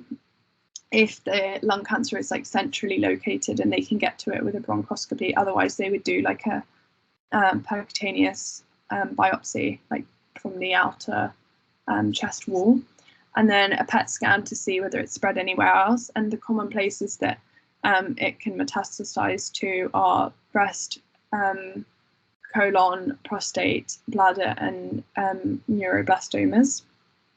And then also you'd obviously do your bloods first, and a common finding would be raised platelets, so thrombocytosis. Yeah, I'm not sure why it's in that order, because obviously you do your bloods first. But anyway, symptoms, so this persistent cough that typically they have had for, over a month, because most people don't come in straight away. Hemoptysis, breathlessness, chest pain. B symptoms, so this is the weight loss, night sweats, and fever, and it's really important to ask all three of those when you're doing a general history of an adult, and obviously for a child, but you guys won't have that. But typically, if they're coming in with this breathlessness, you really need to make sure you're asking those three as well. And then hoarseness is very common, and that's also for risk of like laryngeal cancer and other upper airway cancers that you should be asking about. And then a Pancoast tumor, you guys might have heard about this. So it's like a left upper zone tumor, and it can cause something called a Horner's syndrome, and that presses on the sympathetic nervous system, sympathetic nervous like drive up to the eye and the face. So that's when you get your ptosis, so your like drooped pupil, meiosis, drooped eyelid, and meiosis, constricted pupil, and anhidrosis, so absence of sweating on one side of the face. And that's, I don't think that's common, but they do like to do that in like SBA land, having like lung cancer that, someone comes in with complaining of like ptosis, and then you need to work out that actually it's the primary cause of this is like a Pancoast lung tumor in the left upper zones. And then another oncological emergency is superior vena cava obstruction. So that's when like a tumor either erodes into the superior vena cava or is inside the superior vena cava, and you can get flushing, redness, and some other symptoms, and that is an emergency. essentially, and they need to go in for immediate like surgery and sort of remove or like stenting of the area. So what I was talking about, the 2-week wait, so you refer them to respiratory if they've got chest x-ray suggestive of cancer, or if they're over 40 with unexplained hemoptysis. Then another, and that's for the respiratory team. And then a 2-week wait to referral for an urgent chest x-ray would be an over 40-year-old with over two or more symptoms of cough, fatigue, shortness of breath, chest pain, weight loss, or appetite loss, or only one of those if they have like a significant smoking history. And some of the signs of this are fixed monophonic wheeze. So if you can imagine like a tumor blocking one of the like bronchi, it's gonna affect the outflow of air, and you're gonna hear like this one wheeze because it's in one location. You're not gonna have like the polyphonic one of like asthma, because obviously it's only in one location. And then sorry to interrupt, Lily. I was just going to say, like, I think at the start of the year you always get worried when you hear this, that like you have to be like some master clinician who can differentiate. Obviously that is so far beyond what you'd even need to do as like a junior doctor, so don't get worried that you're going to get like an OSCE where they play an iPad sound of like a monophonic wheeze and you have to work out it's lung cancer. That won't ever happen. I think if you can pick up a wheeze, then you're doing really well, to be honest. So sorry, this is more just like SBA land. If they say like on examination there's a monophonic wheeze, like then you'd start thinking it's like one thing obstructing. But yeah, again, very detailed, and you wouldn't need to like pick that up yourself. Thanks, Lucas. So supraclavicular lymphadenopathy, so that's where you feel across particularly the left-sided supraclavicular lymph nodes, something called Virchow's node, and then clubbing again for the fingers. Okay, so some of the paraneoplastic syndromes. There's quite a lot here, and try not to get too het up on like all of these because there's tons basically, but some of the most common, so you might get a small cell carcinoma with syndrome of inappropriate ADH secretion, so that would give you a hyponatremia, and you'd get like jittery and like cramping and other things suggestive of like hyponatremia. Other ones, so increased ACTH, so small cell lung cancer is like the most common cause of ectopic ACTH production, so for Cushing syndrome.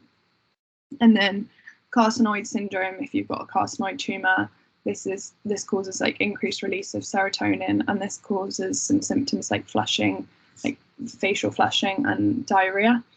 And then, as I spoke about, there's the superior vena cava syndrome, so that's the obstruction. And then Lambert-Eaton syndrome is like a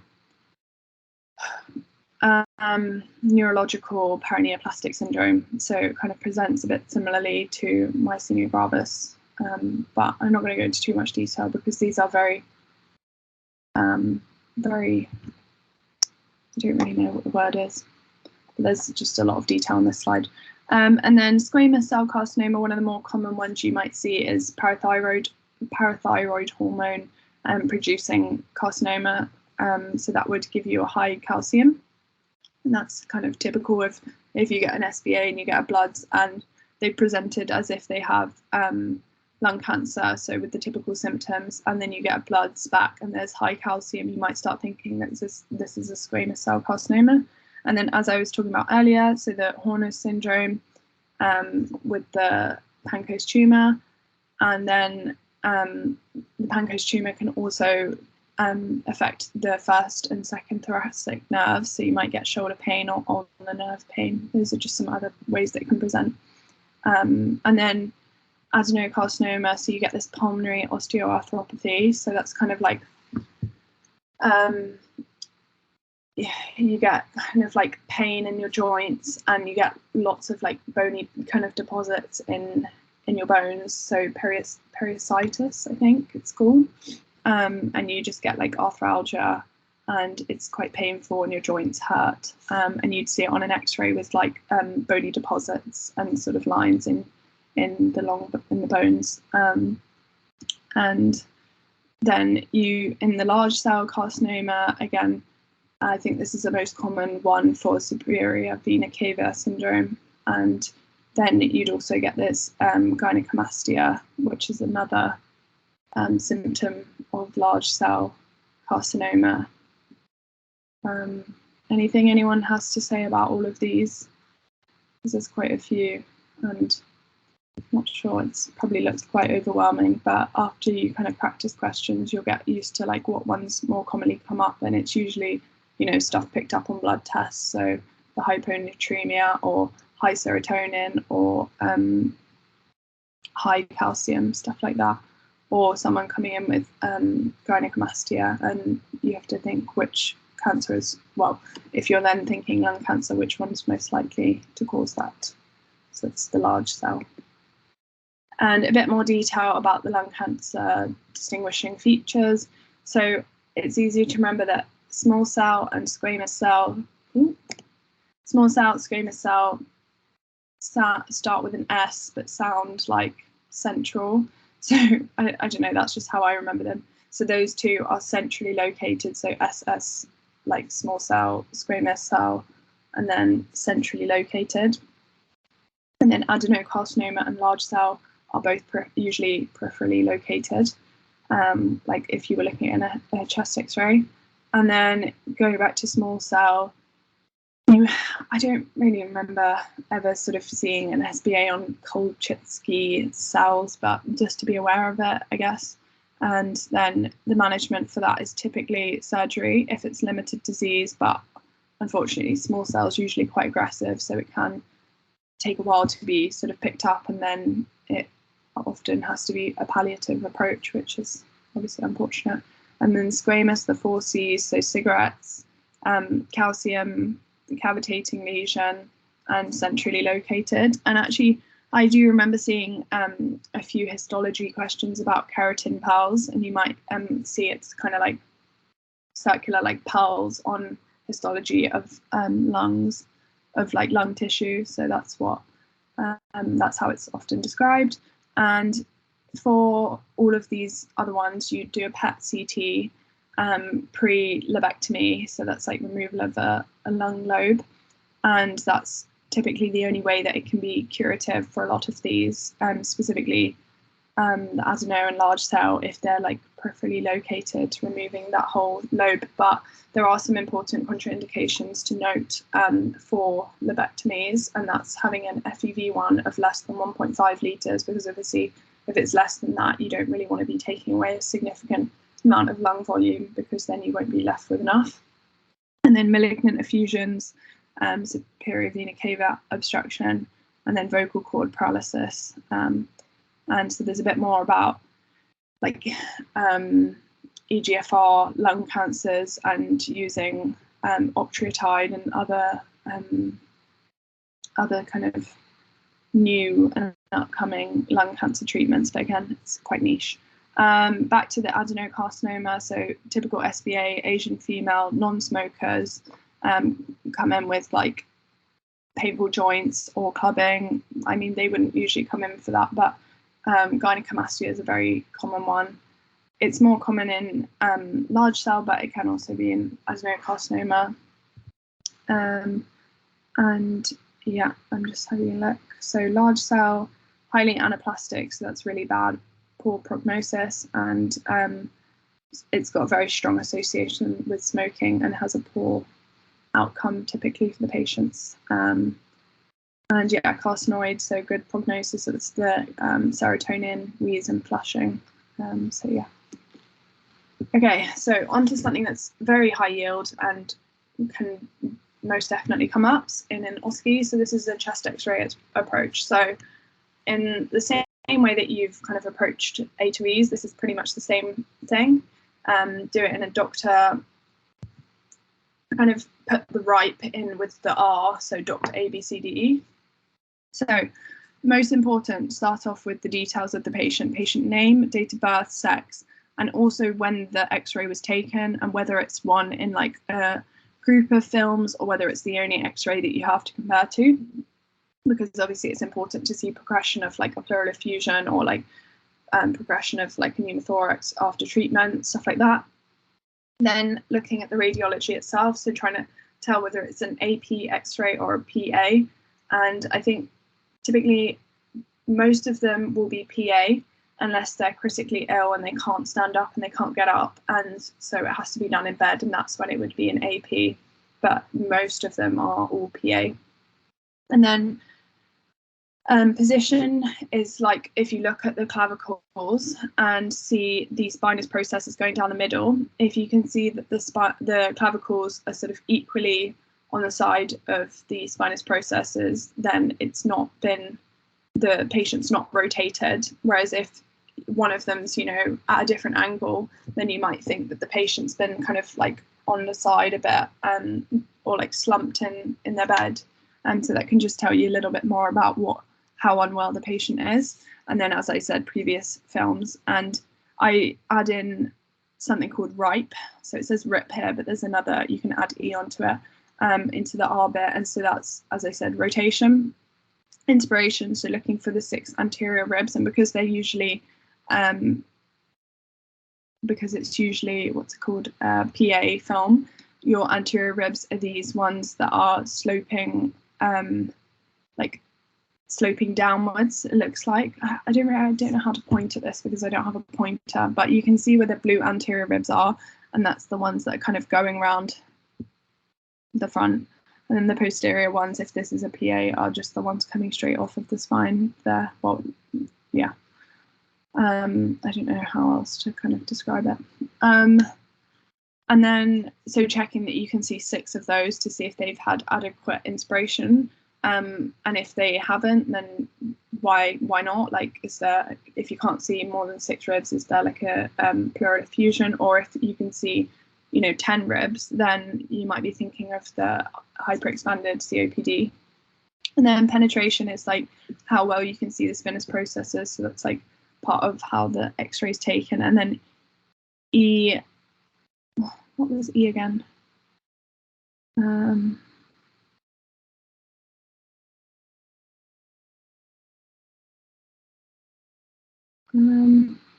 What was E? Does anyone remember what? Because I remember it being RIPE. Now I've forgotten what E is. It's on the screen. Everything else at the bottom, bones. Oh, no, not on that bit. Oh, exposure. Whether you can see from the clavicles down to the costophrenic angles. So sometimes if the X-ray's not been taken very well and you can't see the apices of the lungs, so like right at the top all the way down to the bottom, then obviously it's not a very good film because you won't see all of the lungs. And then now onto the actual X-ray itself. So A, start off with your trachea, see whether it's deviated at all or whether it goes centrally down into the carina where it splits into 2, and see if the spinous process is kind of overlay the trachea, because then it's a good way of telling that it's not deviated. And then looking at B for breathing, so looking at all the lung fields, so literally start from the top, go around the outside, checking all for any very small pneumothoraces that you might not initially see. So looking for lung markings the whole way around, and then all the way down to the costophrenic angles over the hemidiaphragms, and just checking literally the whole area. And it's good to kind of compare each side to the other. So you might, so it's common to have your right hemidiaphragm higher because of the liver, but apart from that, it's good to compare kind of the lung markings on each side and see if there's anything obviously different. And then C for cardiovascular, so the heart size. So the heart shouldn't be more than 50% of the total width of the chest. So from ribs to ribs, the heart itself shouldn't take up more than 50% of that. And then looking at the heart borders, because that's usually a way to tell whether there's like a small pneumonia or something that, you know, some fibrosis that you can't really tell. And if it covers the heart border and you can no longer see, you know, a defined heart, then that's a good giveaway for something.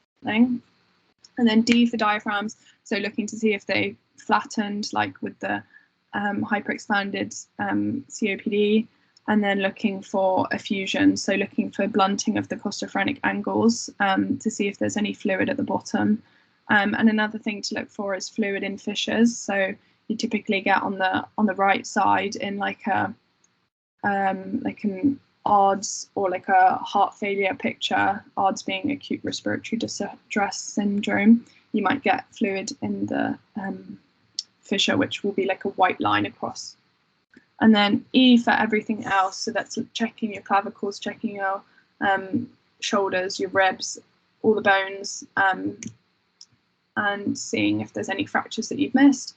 And then soft tissues, if you can see your liver, and looking at your aortic knuckle, which is the little sort of dent off on the left side, at, higher up near the carina. And then looking at your mediastinal like width, because obviously with an aortic dissection you'd have a wider mediastinum, and that's not always very easy to pick up because obviously it's behind, like usually covered a bit by the spine, so that's always important to look at.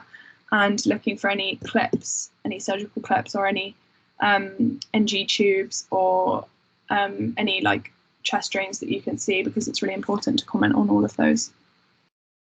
So yeah, there's 3 lobes on the right lung, 2 lobes on the left, plus the lingula, which is like a little bit of lung that sort of overlaps the heart. And it's common that if there's a pneumonia there, you won't be able to see the heart border as well. So that's a good way of telling. Okay, so now on to some SBAs. Sorry, I feel like we've run over a little bit, but this will be quite quick. So this is the normal chest X-ray, and it might kind of look like there's a little bit of shadowing on the right sort of middle lower zone, but actually it's quite normal for people to have lung markings like that, and it takes a while to get used to seeing chest X-rays to tell whether something's abnormal or whether it's just, you know, normal for that patient. But yeah, if you go around all of the lung markings and everything, there's nothing that you can see. There's no pneumothoraces. The heart borders are all visible. The trachea is not deviated. And yeah, that's basically a normal chest X-ray. This one is pretty clear that there's obviously something wrong. And this is a pleural effusion.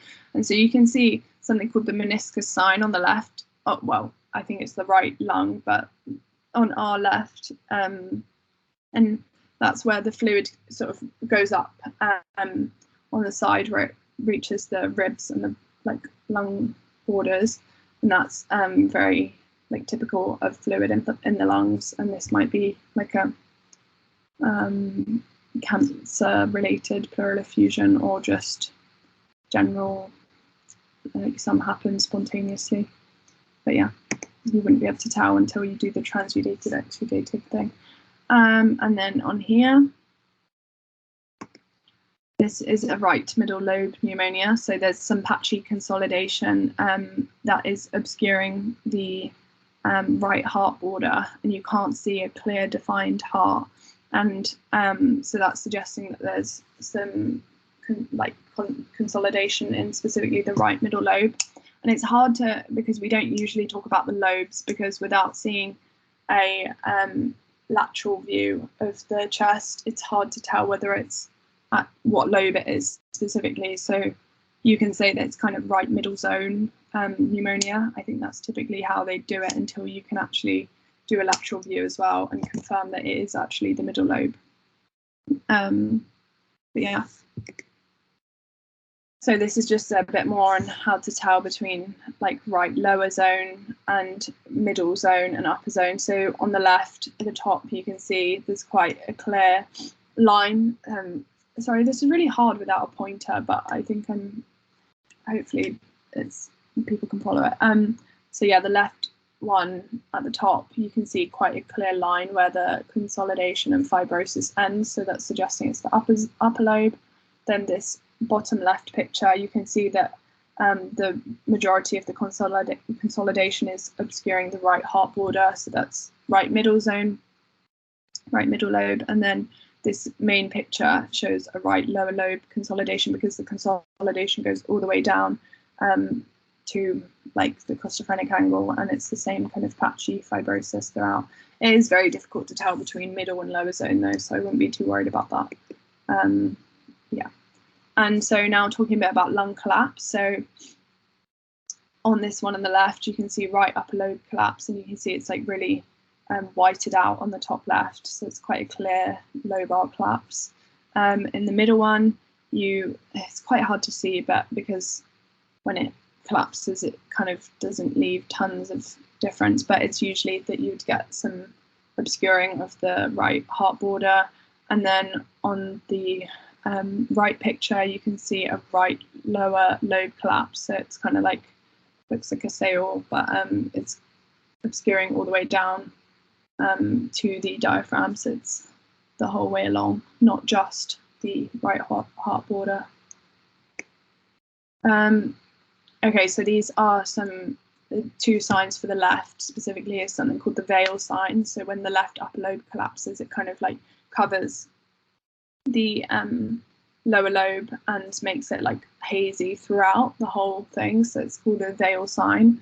And then when the left lower lobe collapses, so you see this something called a sail sign. So that's when the heart might seem brighter, and you can kind of see this like almost triangular opacity going from like the aortic knuckle, or like just where the heart border is, all the way down to the costophrenic angle. So these are two signs to just be aware of for the left lobes. Okay, so the next one, this is something called cannibal metastasis, which is METs from renal cell carcinoma. It's a good SBA kind of land topic. Okay, this one. This is something called subcutaneous emphysema. So this is, can be caused by sort of iatrogenically, so from surgery or use of ventilators, and it's when you get air sort of under the skin when it's leaked out of the lungs, and it gives this kind of like patchy skin, air under the skin kind of picture. I don't really know how else to describe it, but this is just a very classic picture of it, and it will look like the skin's really patchy like that. And it's just a bit of a strange x-ray, but once you've seen it once, you'll like the next time you see it, you'll be like, oh, okay, now I know what that is. This one is a very typical pneumoperitoneum. So there's air under the diaphragm, so that might be from like a perforated peptic ulcer, or any kind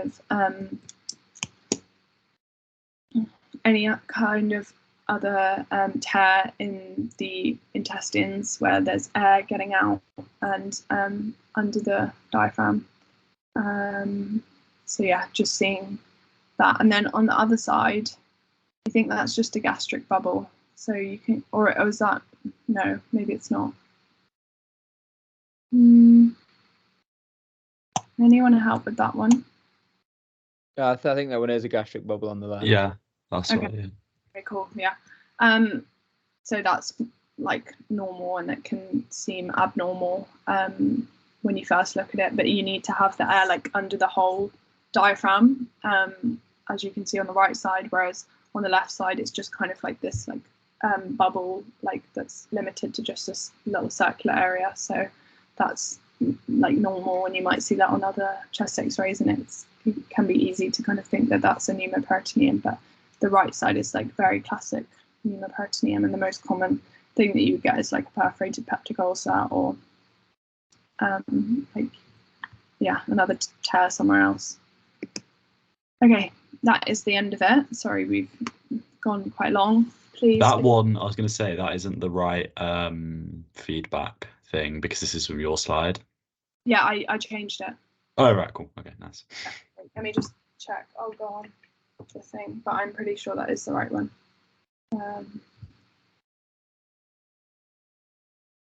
Yeah, it is.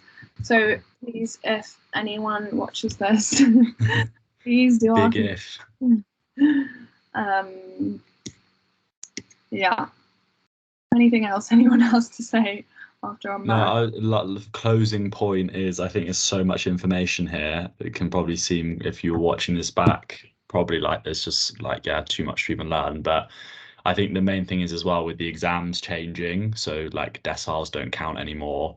I think it's definitely more of an emphasis on just like learning, especially the stuff I did at the start about asthma, COPD, like basically learning the stuff that's important as an F1 and an F2.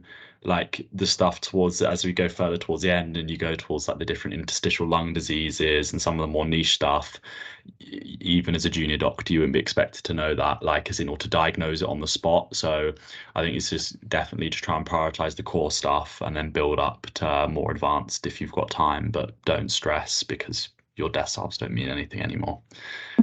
So yeah, well, not that you shouldn't work hard, but yeah. I think that's all. I think that's all I wanted to say anyway. So yeah. These are our names in case you do want to do our feedback for.